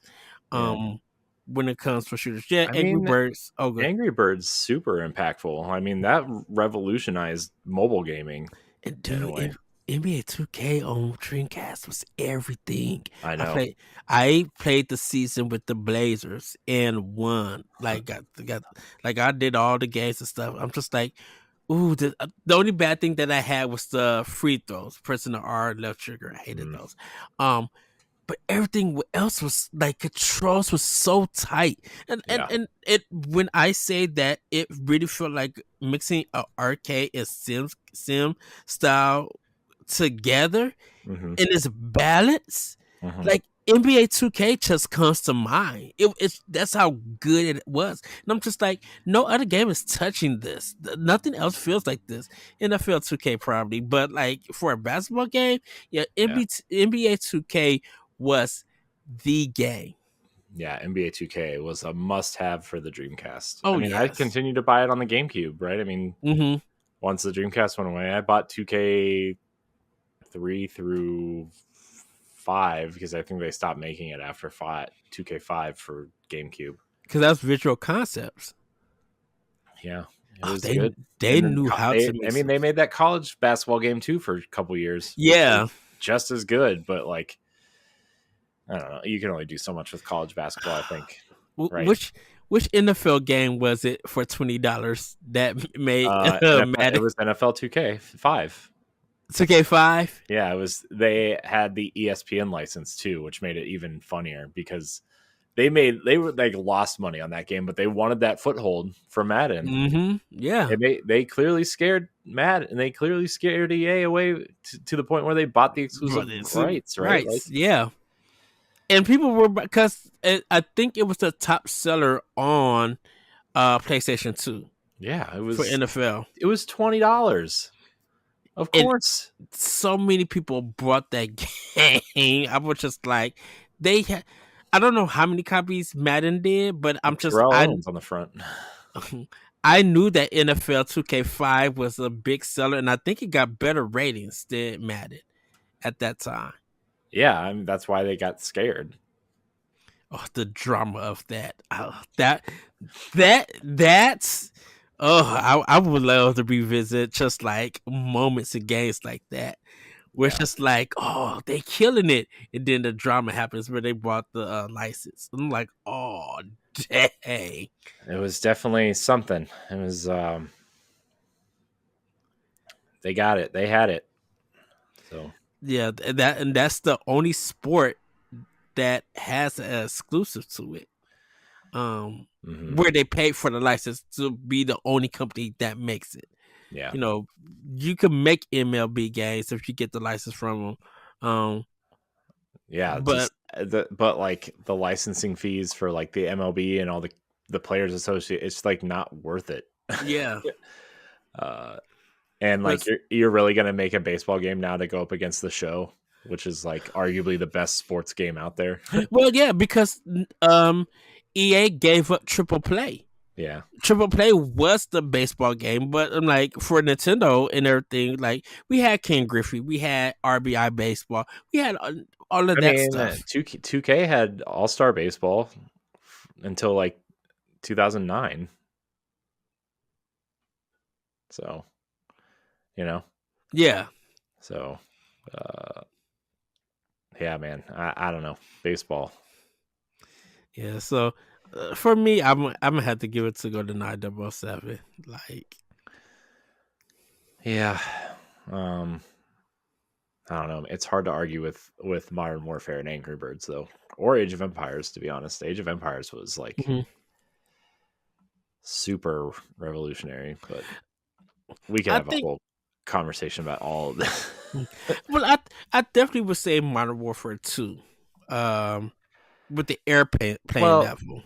I mean, I think people like Modern Warfare 2 better, but like Modern Warfare, like, hold on, I mean, remember Halo was the biggest game on the planet, and Modern Warfare came out, and people were like, "What is this?" And it like changed the trajectory of shooters forever. Like it like made people stop playing Halo to go play that. I remember. Was Modern Warfare 2 the airplane level? It was the no Russian or whatever, the one. Yeah, that's the one. Yeah. Because for like shooters, the history, I mean, besides like Doom and Quake and all of that stuff, all the PC stuff, just only speaking on console, it was like GoldenEye 007. Kind of was the leading one, and then Halo came out and pretty much just made the definition of first person shooters for console. Definitely, left to move, the right stick to do the camera, the L button to lock on, R button to shoot and stuff. Like Halo did a lot, and then Call of Duty came out and actually, cleaned that stuff up. Becoming the norm. And had, it's multiplayer, but I had a story that was really, really good. That it jumped around here and there, but kind of just had something going for it with this story. I will say Medal of Honor on front lines on GameCube and PS2 and during that era was a big one influencer well, too. That was the team that left EA to go make Call of Duty, right? I mean, that was for Respawn.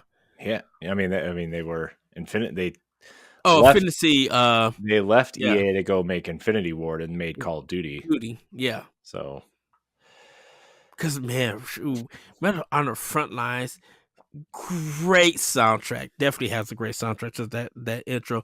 But it was just like, if you were to like the World War II stuff, something about Medal of Honor Frontline from that first mission and going on was just so strong and very impactful.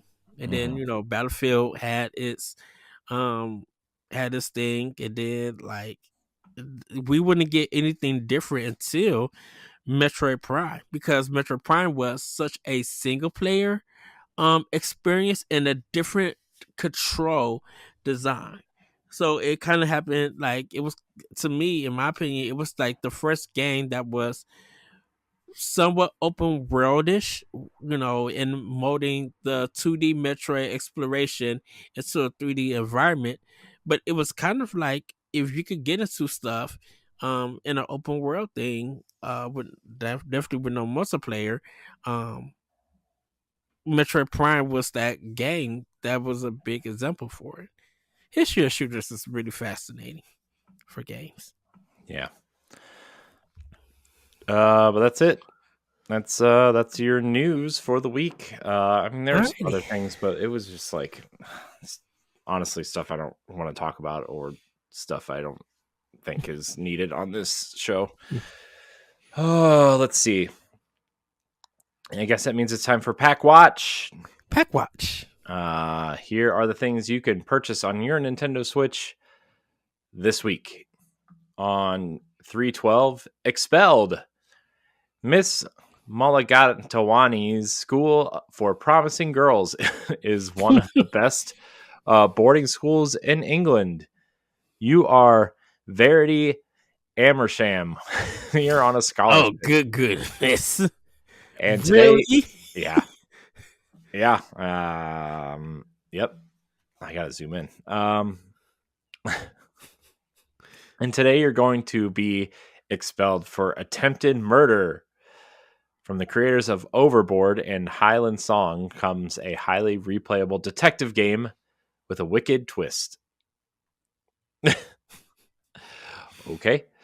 Fate Reawakened. Fate Reawaken is the critically acclaimed Fate game. Wait. The critically acclaimed Fate games like never before. Whatever. This is clearly a Google Translate. Play all 4 classic dungeon crawler titles with enhanced graphics, so you battle through challenging procedurally generated dungeons, learn powerful spells, and fish to your heart's content. Are you up to the task? No. Nope. On Your Tail, an intriguing gateway full of mystery awaits in the story-driven sim On Your Tail. Follow the adventures of the intrepid Diana as she explores a charming seaside village, meets eccentric inhabitants, and gets to the bottom of some of the most puzzling local mysteries. This looked like an Ed game, I'm not gonna lie. Yeah. And then on 3/18, MLB The Show is the big one. Ignite your passion and build your path to greatness from high school all the way to the Baseball Hall of Fame and MLB The Show 25. Along the way, connect with iconic baseball stars and fan favorite modes, updated with new ways to play, or try the brand new roguelike Diamond Quest mode. Everything's got to be a roguelike now, huh? Where you earn rewards through moments, boss encounters, and more. What? Boss encounters? Okay. Or you can just play baseball because it's a baseball game. So those are the things you can purchase on your Nintendo Switch this week. Oh my gosh. I think you forgot 2 games. I did not forget 2 games. So there's a game called Beyond the Ice Palace 2. Nope. And the Phantom is a 2-player beat 'em up. Nope. I did not forget those games. I left them there on purpose. DLC and expansions and recent game updates that you might be playing right now. Civilization 7's first major update, version 1.1.0, has been released, introducing features like the Bermuda Triangle, enhancements to the modern age geographic society, and the ability to convert holy cities. The update also brings various UI and gameplay improvements, including adjustments to leader abilities and AI behavior. I wait for like Digital Foundry or some reviews. I mean, the Switch versions of these games are not great, apparently. Civilization was broken on everything when it came out, so that's why I'm like, I kind of want to hear if Digital Foundry is going to give it like an update or something, or talk about it. Oh my gosh, Ed, I'm scrolling through the eShop real quick. Oh my gosh, I'm concerned about this one game. Seems very. So there's Beyond the Ice Palace 2. That's not that one. The Phantom. I already know K-pop idols dated anime love for Beast 7. Nope, it's the one above Beast.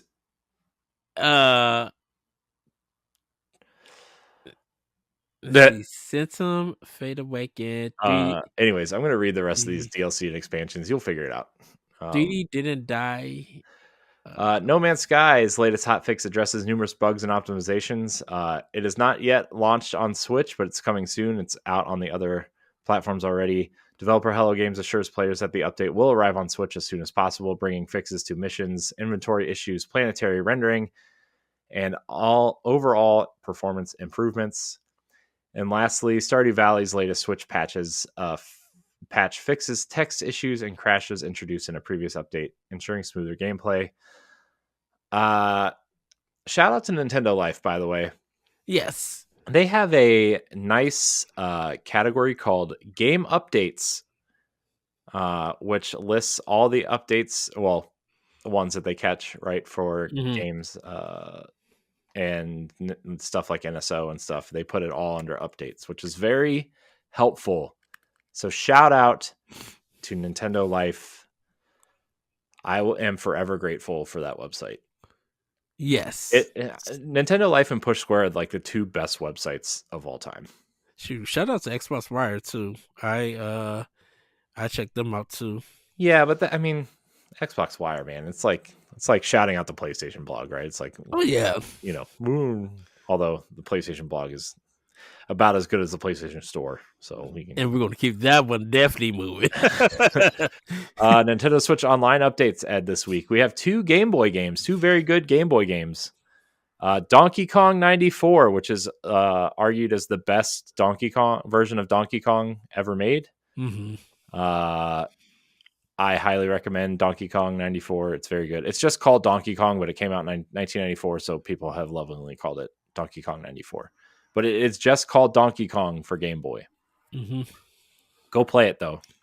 And then Mario P-Cross, so all you P-Cross fans out there. Dan. Yeah, Dan and Pat. P-Crossing it up. Don't cross your P's? I don't know. Oh, P-Cross? Means something else. Mario P-Cross, also out on Game Boy. Those are your updates to Nintendo Switch Online. Nintendo Music Editions. So the Legend of Zelda: A Link to the Past soundtrack. Full soundtrack has been added to Nintendo Switch Online, or Nintendo Music. So you can now check that out as well. I was watching last year, I was watching our 8-part gameplay of The Legend of Zelda: Link to the Past. Just watching it, just like, ooh, this is so much fun. It just listen to the conversations and everything. I was just thinking about it. I'm like, man, that was so good. Yeah. I was just like, me and Corey actually beat a game together where Corey watched and gave commentary and produced while I played the game. Yeah, that was pre that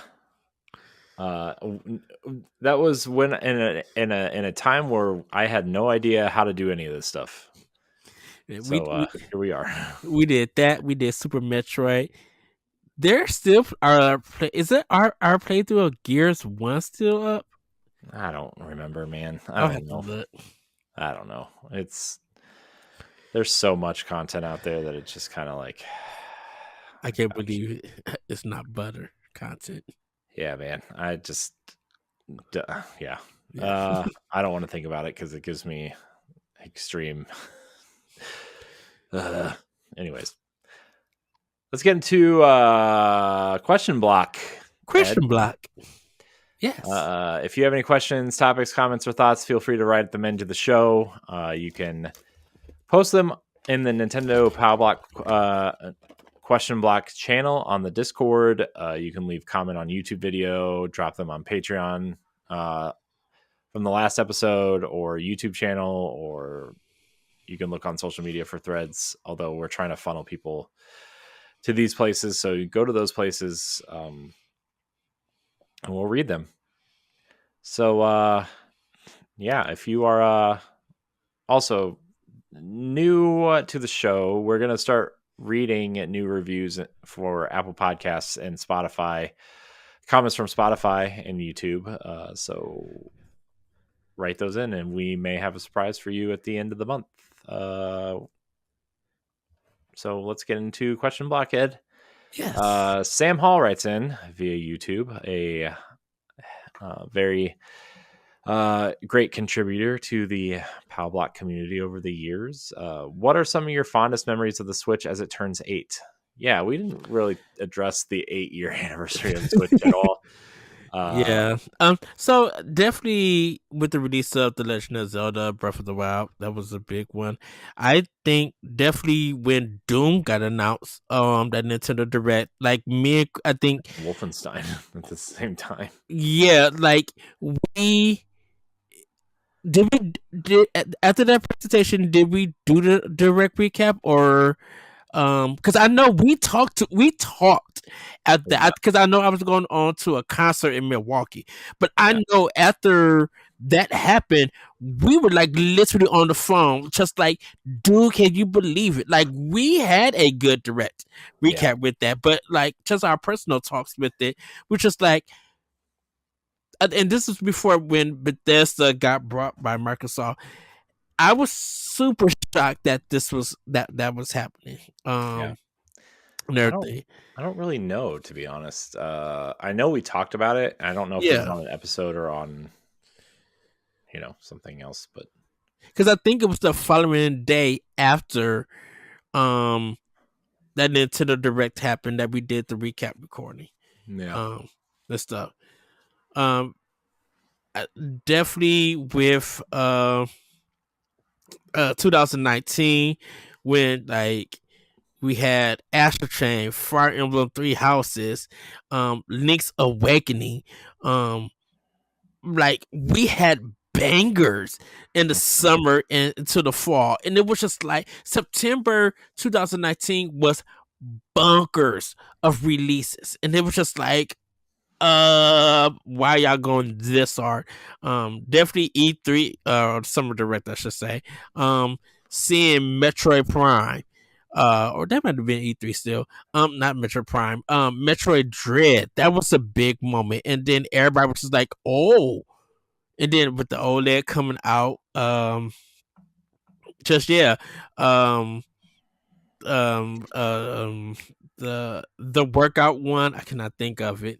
Or Ring Fit Adventure. Ring Fit Adventure being a big thing during the pandemic, along with Animal Crossing, and Nintendo just I think Nintendo for the last 6+ years, even after its release, being number one on the sales chart with its games and the systems. Like it was number one, and then Mario Kart just taking over was a big one.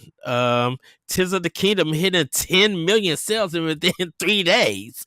That was crazy.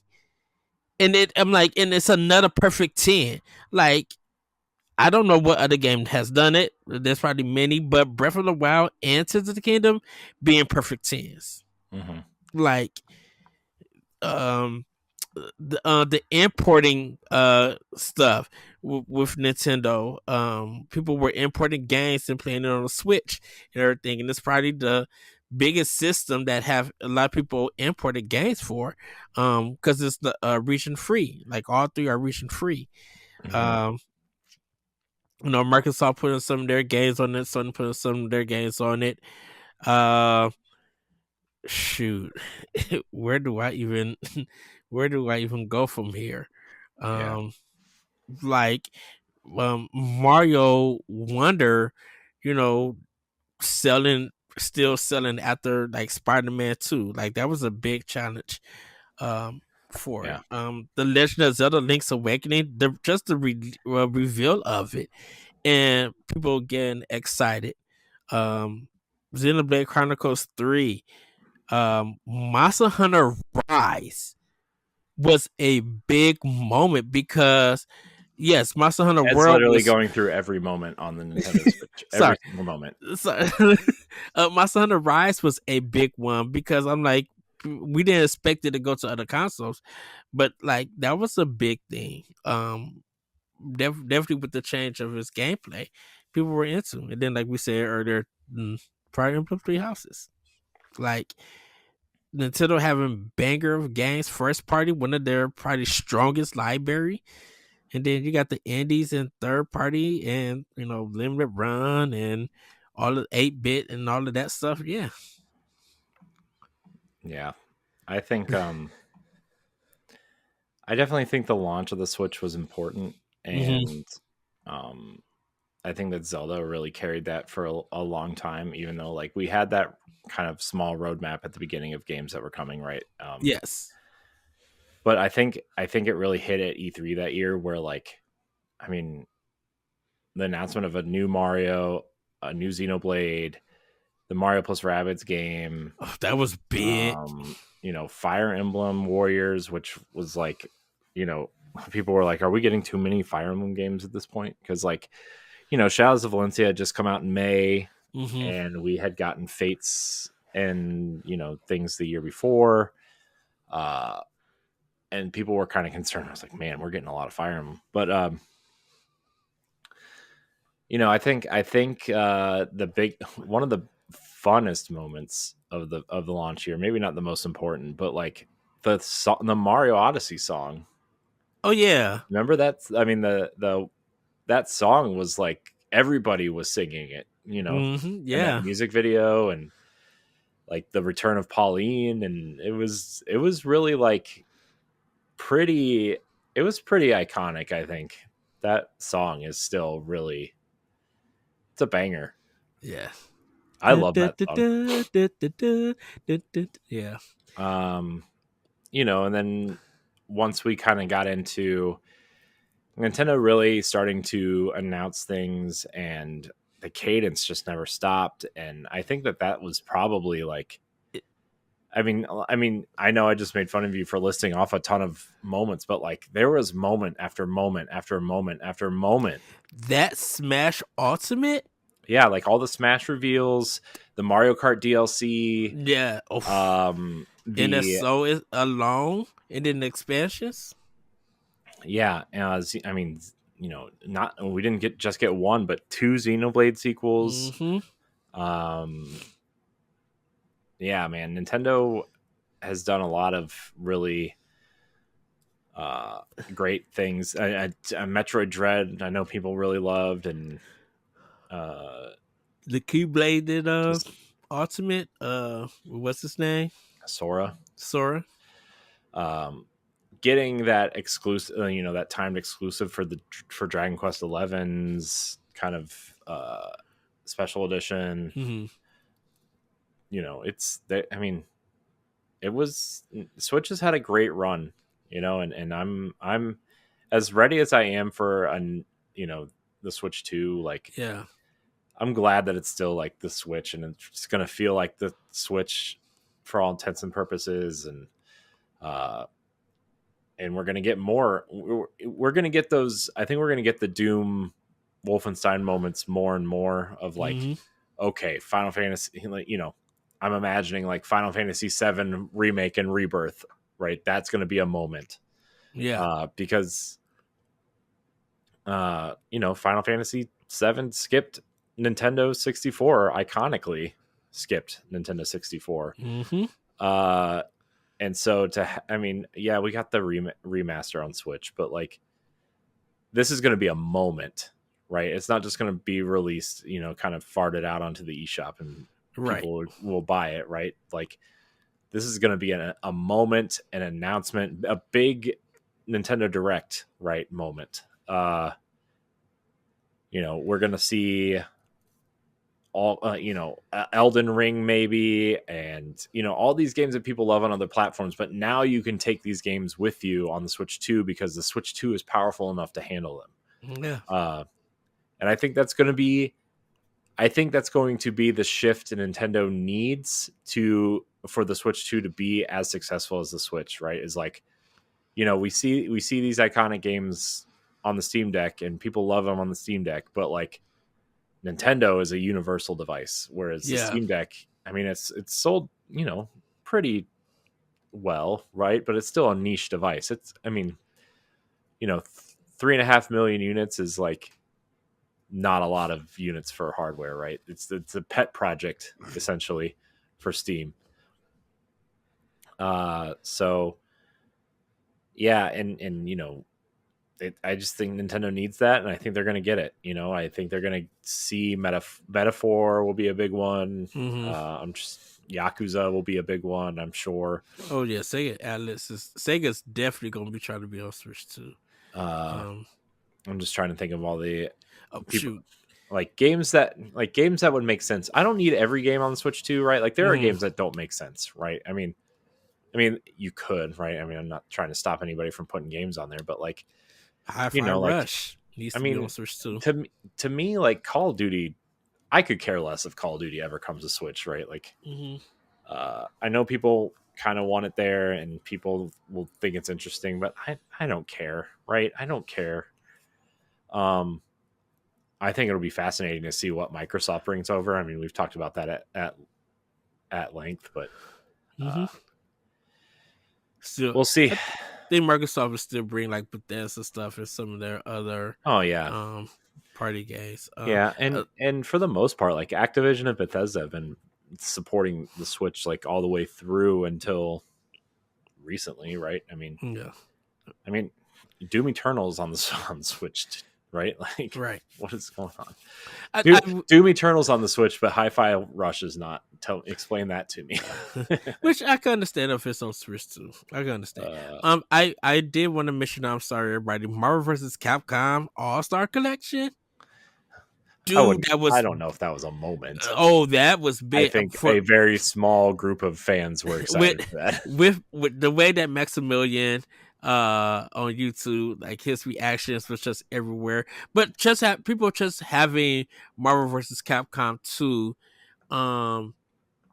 back to play was a big thing. Like, that was a big moment, not to the fighting community, but it was just like seeing that Marvel and Capcom was coming back together to release a collection of their games, of their fighting games, and seeing that it paid off, and Capcom being super happy with that. That was a big thing. Square Enix, like, even Square Enix with Octopath Traveler 1 and 2, Voice of Cards, doing these small games and Triangle Strategy and all of these other RPGs and stuff, like, that even paid off for Square Enix. Like, yeah, they can have a big budget game, but like, these smaller projects, people were just like, this is a great game to have. This is a game of the year, JRPG nomination. Like, people recognize those games, and it was a good business for Square.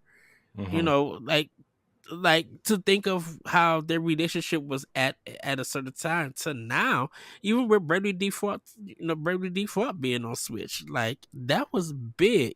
Like Square Enix came up, Konami even got love, even after Hideo Kojima left and stuff. Like, you want to talk about launch games? Um, um, Bomberman was selling like hotcakes. Mm-hmm. You know, Puyo Puyo Tetris was selling like hotcakes. Yeah. You know, so it's just like some of these companies and games that people didn't expect, the mugs touch Switch, and they were selling the close to 500,000 to 1,000,000 copies. And people were going out buying the physical, whether they ordered it to get it shipped to them or they was going to the stores. That was good business for every company who was on Nintendo Switch. Even when that system was getting laughed at being low power and nobody really gonna play it, and just all the bad mouthing it was getting in the beginning, people were like going out and preferring to play games this way. Like, the biggest cultural change is that Nintendo Switch changed the way how we play games. Yeah. Regardless if you like cloud gaming or not, people were just like, we're going to take advantage of this. Mm-hmm. Yeah. Yeah. All right. Our next question comes from Deshaun Malone on Blue Sky. What are your top 5 Switch only games? Breath of the Wild does not count.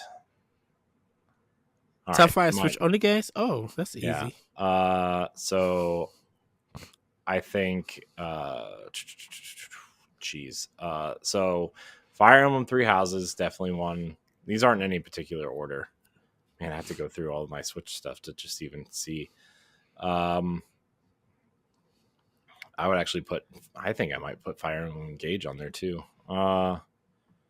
So the Link's Awakening remake, so that's 3.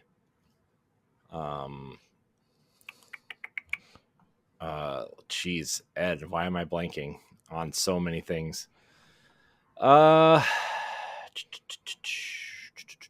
Man, so many of my favorite games on Switch are Wii U games.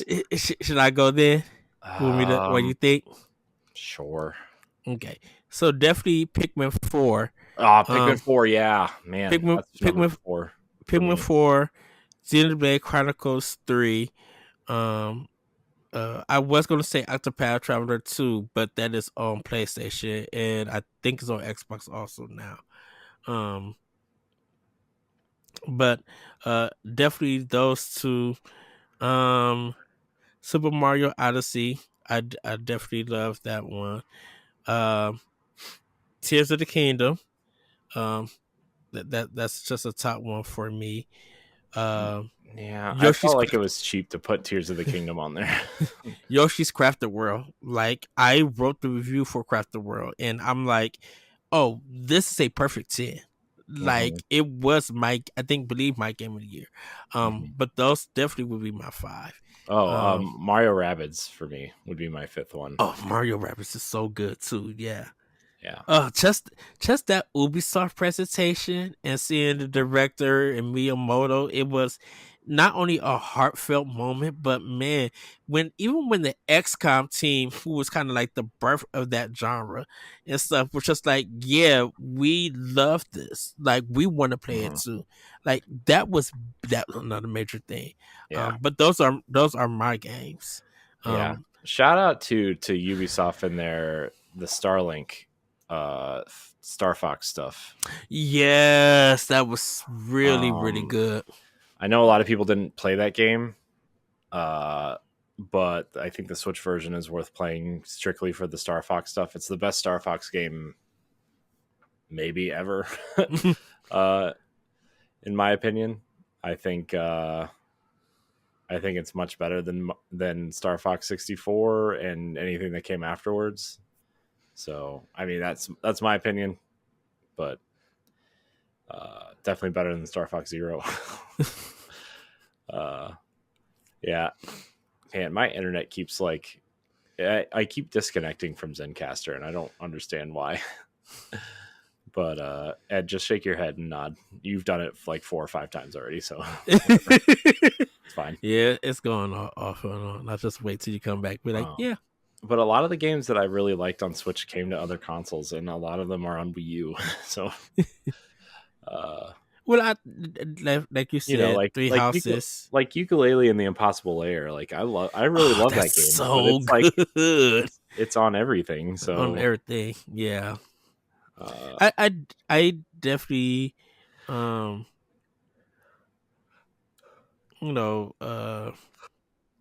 I know Breath of the Wild's not counted, but I'm like, Breath of the Wild did a lot. Yeah, Breath of the Wild, man. So I have too many other games to play right now, but I thought about going back and playing Breath of the Wild just to play it like with the knowledge that I know now.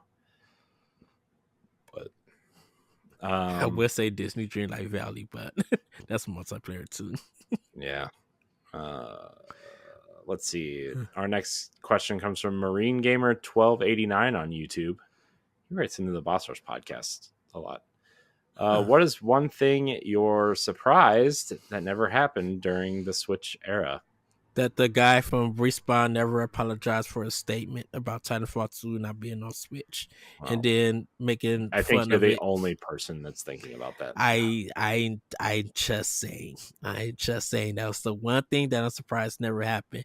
After seeing all those games, the system selling crazy numbers for the last 7 years.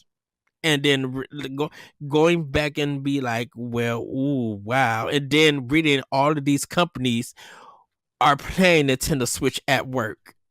Like, you can make a system that's low power and for kids and stuff, but half of the video game industry, their workers are playing the system and the games. And still didn't bring Titanfall 2. I think you're the only person that's surprised by that. Hey, that was the question. I answered it. I was going to say I'm surprised there weren't more special edition consoles or controllers. That was going to be my answer. Yeah. No Mario special edition controller, man. Shoot, no Mario special edition as a game. Well, no. They had that red Switch. Well, yeah. But like something like Mario Maker. No, but Mario Maker wasn't a special edition. You just got a promotional thing at Target with the lunchbox. Yeah. All right. Our last question comes from KCDC via Blue Sky. Who are your favorite Nintendo characters of the Switch era? Have you found any new characters you've fallen in love with? Love the show. Thanks for all you do. So, Ochi is one of my favorite Nintendo characters from the Switch era, from Pikmin 4. He not only does he change the game, just his animations when he's happy and seeing all the Pikmin jump on him as he gets bigger, and it looks like this colorful palette. What is the you used to throw the seeds like in the hair and used to grow that plant thing and it would like make an afro. Which one? Chia Pets? Chia Pets, yeah. It kind of Ochi look kind of like that. I'm sorry, everybody. I'm getting forgetting things. Thank you, Corey, for being my brain sometimes. I remember the people were very concerned when the Barack Obama Chia thing came out, and people were like, Chia seems racist. But yeah, Ochi, I super fell in love. Everyone from the Xenoblade Chronicles 3 cast, I truly love. The Cheshire Cat looking thing from Bayonetta 3 has me dying. And I was just like, shout out to Stephanie for getting me a Ochi Ochi plush. I cried. And got in touch with her and told her thank you. So once again, shout out to you, Stephanie. Thank you for the Ochi. I love him. But yeah, Shaz from Fire Emblem Three Houses, ultimate diva, icon, legend, mother. I don't care what anyone says. She is top tier, forever and always will be. I have 3 versions of Shez and Fire Emblem Heroes. Oh, I love her. I wish she wasn't relegated to a side game. Okay. Yeah, because Shez is awesome. Yeah, Shez is on my list too. There's a lot of Fire Emblem characters on my list actually. Mm-hmm.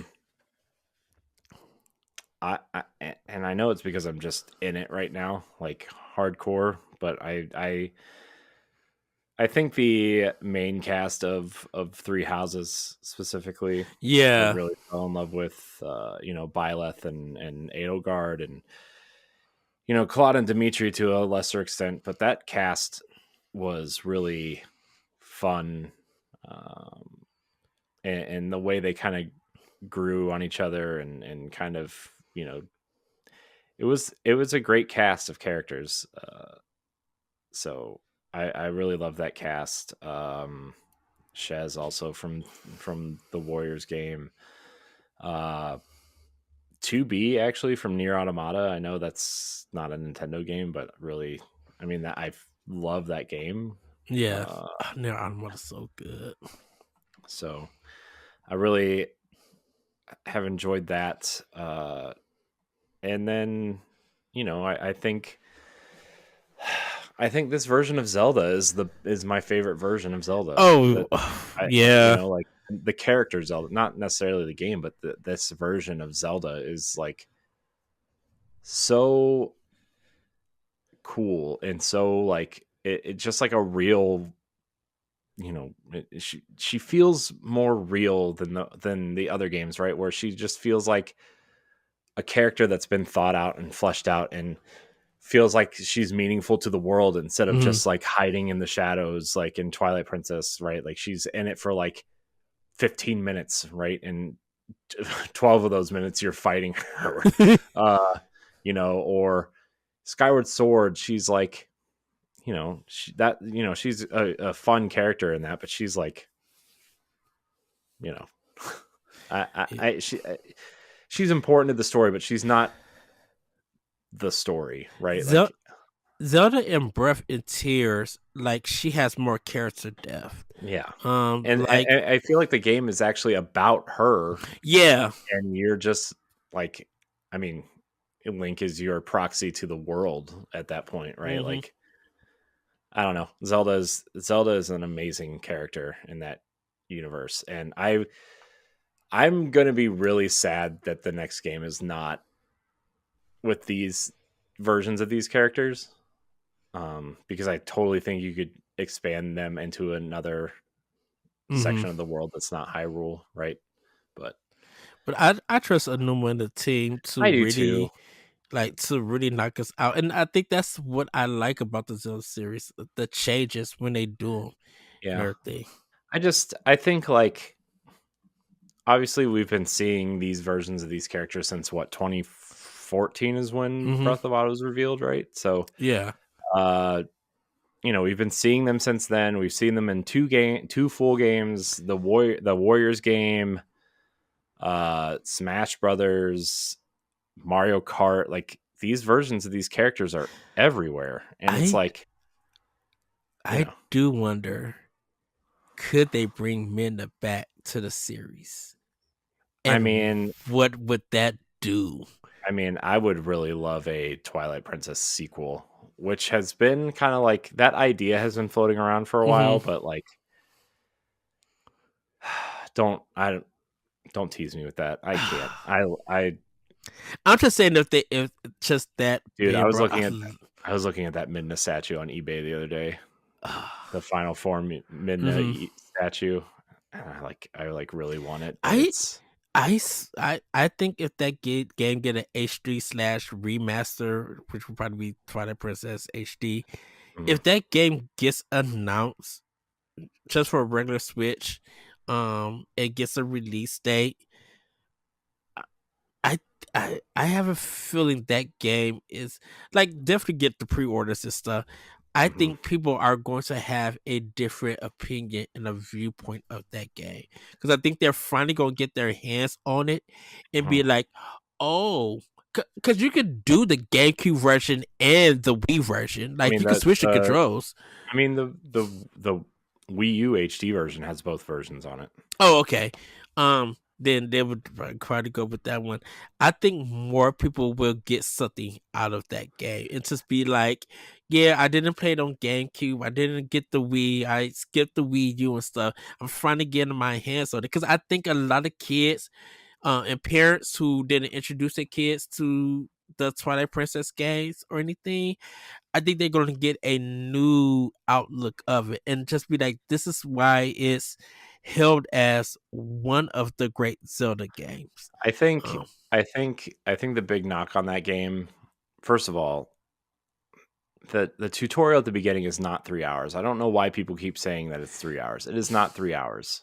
It is yeah. not. It's like, first of all, you can get to the dungeon and beat the dungeon in less than 2 hours. So I don't know what people are talking about. But like, I think the big knock on that game, other than that, is like the dungeons are amazing. The filler content in between the dungeons is kind of a slog. Hmm. And to an extent, I agree. I just am really invested in that game and love that game, so like I kind of ignore that. But you know, like the content in between the dungeons is very, Hmm. it's slow. I get it, but also it's like from a time, like it's from that era, you know, like mid 2000s, plus Nintendo is slow to catch up on things anyway, so They like was they was in a light and dark era. yeah, I mean, Cause you think like, about it, Twilight Princess, uh, I know we got Wind Waker first, but like the yeah, first footage we saw of Twilight Princess was at Space World, right? And it was yeah. kind of like more ocarina-ish. Then Uh, it went through all the Zelda delays mhm. to become the game that it Yeah, and then it came is. out on Wii first, and then the GameCube, and I bet I'm the only person that bought a Wii and played the GameCube version of that game on the Wii. I didn't get my Wii. I got the GameCube. I still have my GameCube version. So I went because I got the GameCube version for Christmas. Mhm. Um, before the Wii version. Like got the Wii version a little bit later. Because when I got my Wii, I got like Metro Prime 3 first before I Mhm. got Twilight Princess. The man, the GameCube box art for Twilight Princess is so, it's really clean, Hmm. because like the case is like that charcoal gray black. It's not Yeah, quite black, but it's like that charcoal. It's got the GameCube thing at the top, but it doesn't have the orange or the purple only on GameCube thing because it came yeah. out on Wii also, obviously. And like, I just think that that version of the box art is the cleanest box art I think I've ever seen. And like, it's just kind of like desaturated just a little bit, so like everything looks faded a little bit, but it's so good. Uh, so yeah, like I love Twilight Princess. Monolith Soft going in and helping the Zelda team touch some things up or Mhm. change some things. I think shoot, I think I think we're gonna get Wind Waker first, though. yeah, because if we get Twilight before we get Wind Waker, I'd be like, Corey, I'm gonna need this.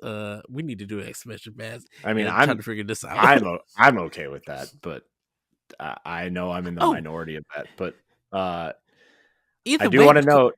I want to note 2026 is the 20th anniversary of Twilight Princess, yeah. so that's probably when we're gonna get it.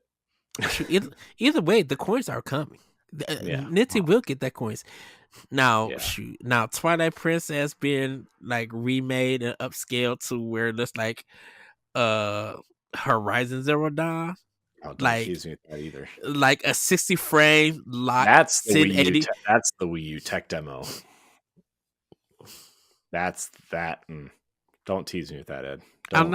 I'm not trying to tease, but Don't. I'm just saying 60 frames, 1080p or 1440p. remake of Twilight Princess or update, not remake, a remaster to Twilight Princess and like really put some work and detail to it, oh, and they want to Yeah. charge 70, you will get that 70. You don't think that mug is not going to sell? Dude, Shoot.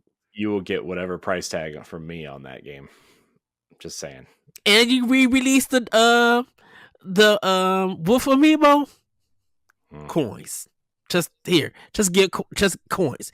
Give me that reused style looking box. Take these coins and give me this game in my my amiibo, and I'm going to take the week off and play that game. Yep. Oh, Nintendo sold 3 million in within 3 days, 2 days. Oh. Yeah.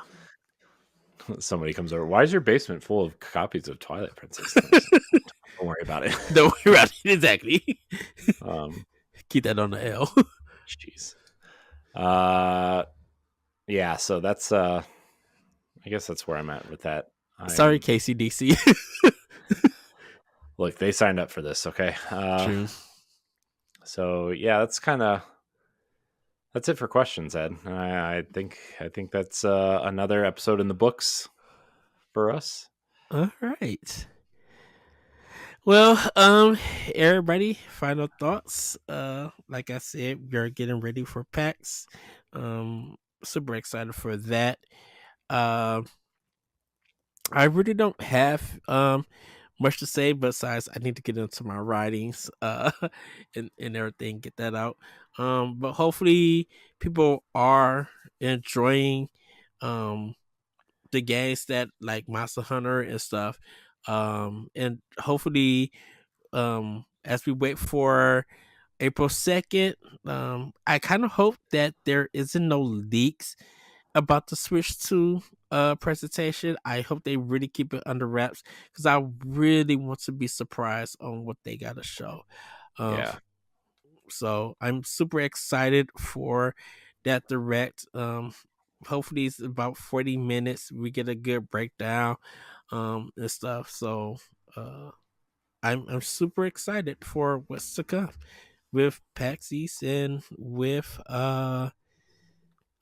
Switch 2. I actually got to send Grayson a message. I wonder if he's going this year.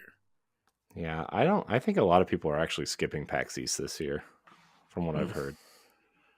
I know I've talked to a few people outside of Boss Rush, and they're like, it's in May. It's in a weird time, and people weren't accounting for that, and so they're not going, or they're taking other trips too close to that, or summer vacations, right? And I know a couple people are trying to go to Japan for TGS for the first time, so they're skipping PAX East to try to put money towards that, and which is awesome. Yeah, we need to go to Japan at some point. TGS, yes. My thing would be just like I would love to run into some of the folks from A4 Play. You know what? Mark McDonald. Go ahead.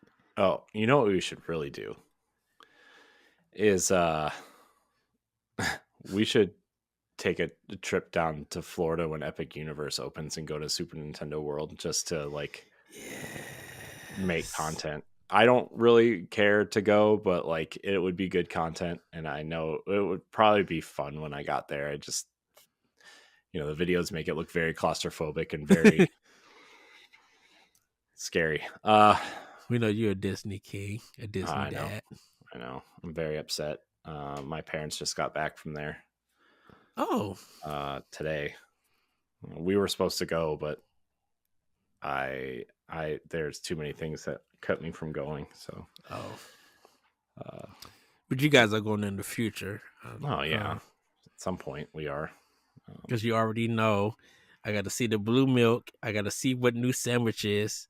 You already know. I'm like, you better send me the food pics. Well, it's funny. I'll just use this for my final thought.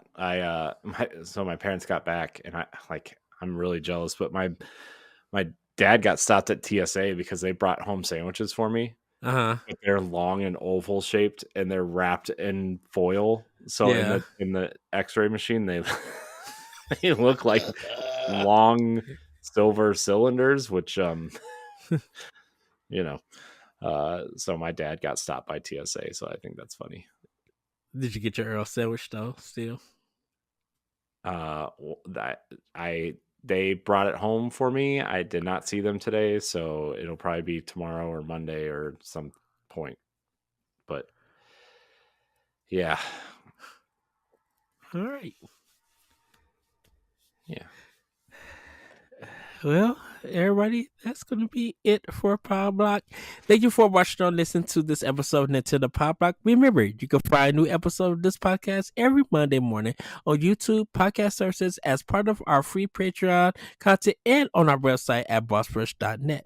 If you enjoyed the discussions on today's episode, leave the video a like or a good rating on your podcast app.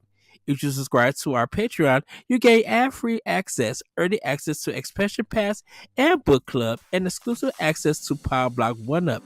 Thank you so much for watching and or listening. Have a great week, have a great weekend, and we'll see you next time on Nintendo Power Block. Bye, everybody. Woohoo! Goodbye. If you want to see how you can become a Patreon producer, head on over to patreon.com/BossRushNetwork. The Patreon producers for this month are Adriel Munger, Austin Campbell, Celeste Roberts, Christian S., Sana Dirrig, Francisco Santillan, Matthew Keel, and Todd Oxtra. Thanks for your continued support of the Boss Rush Network.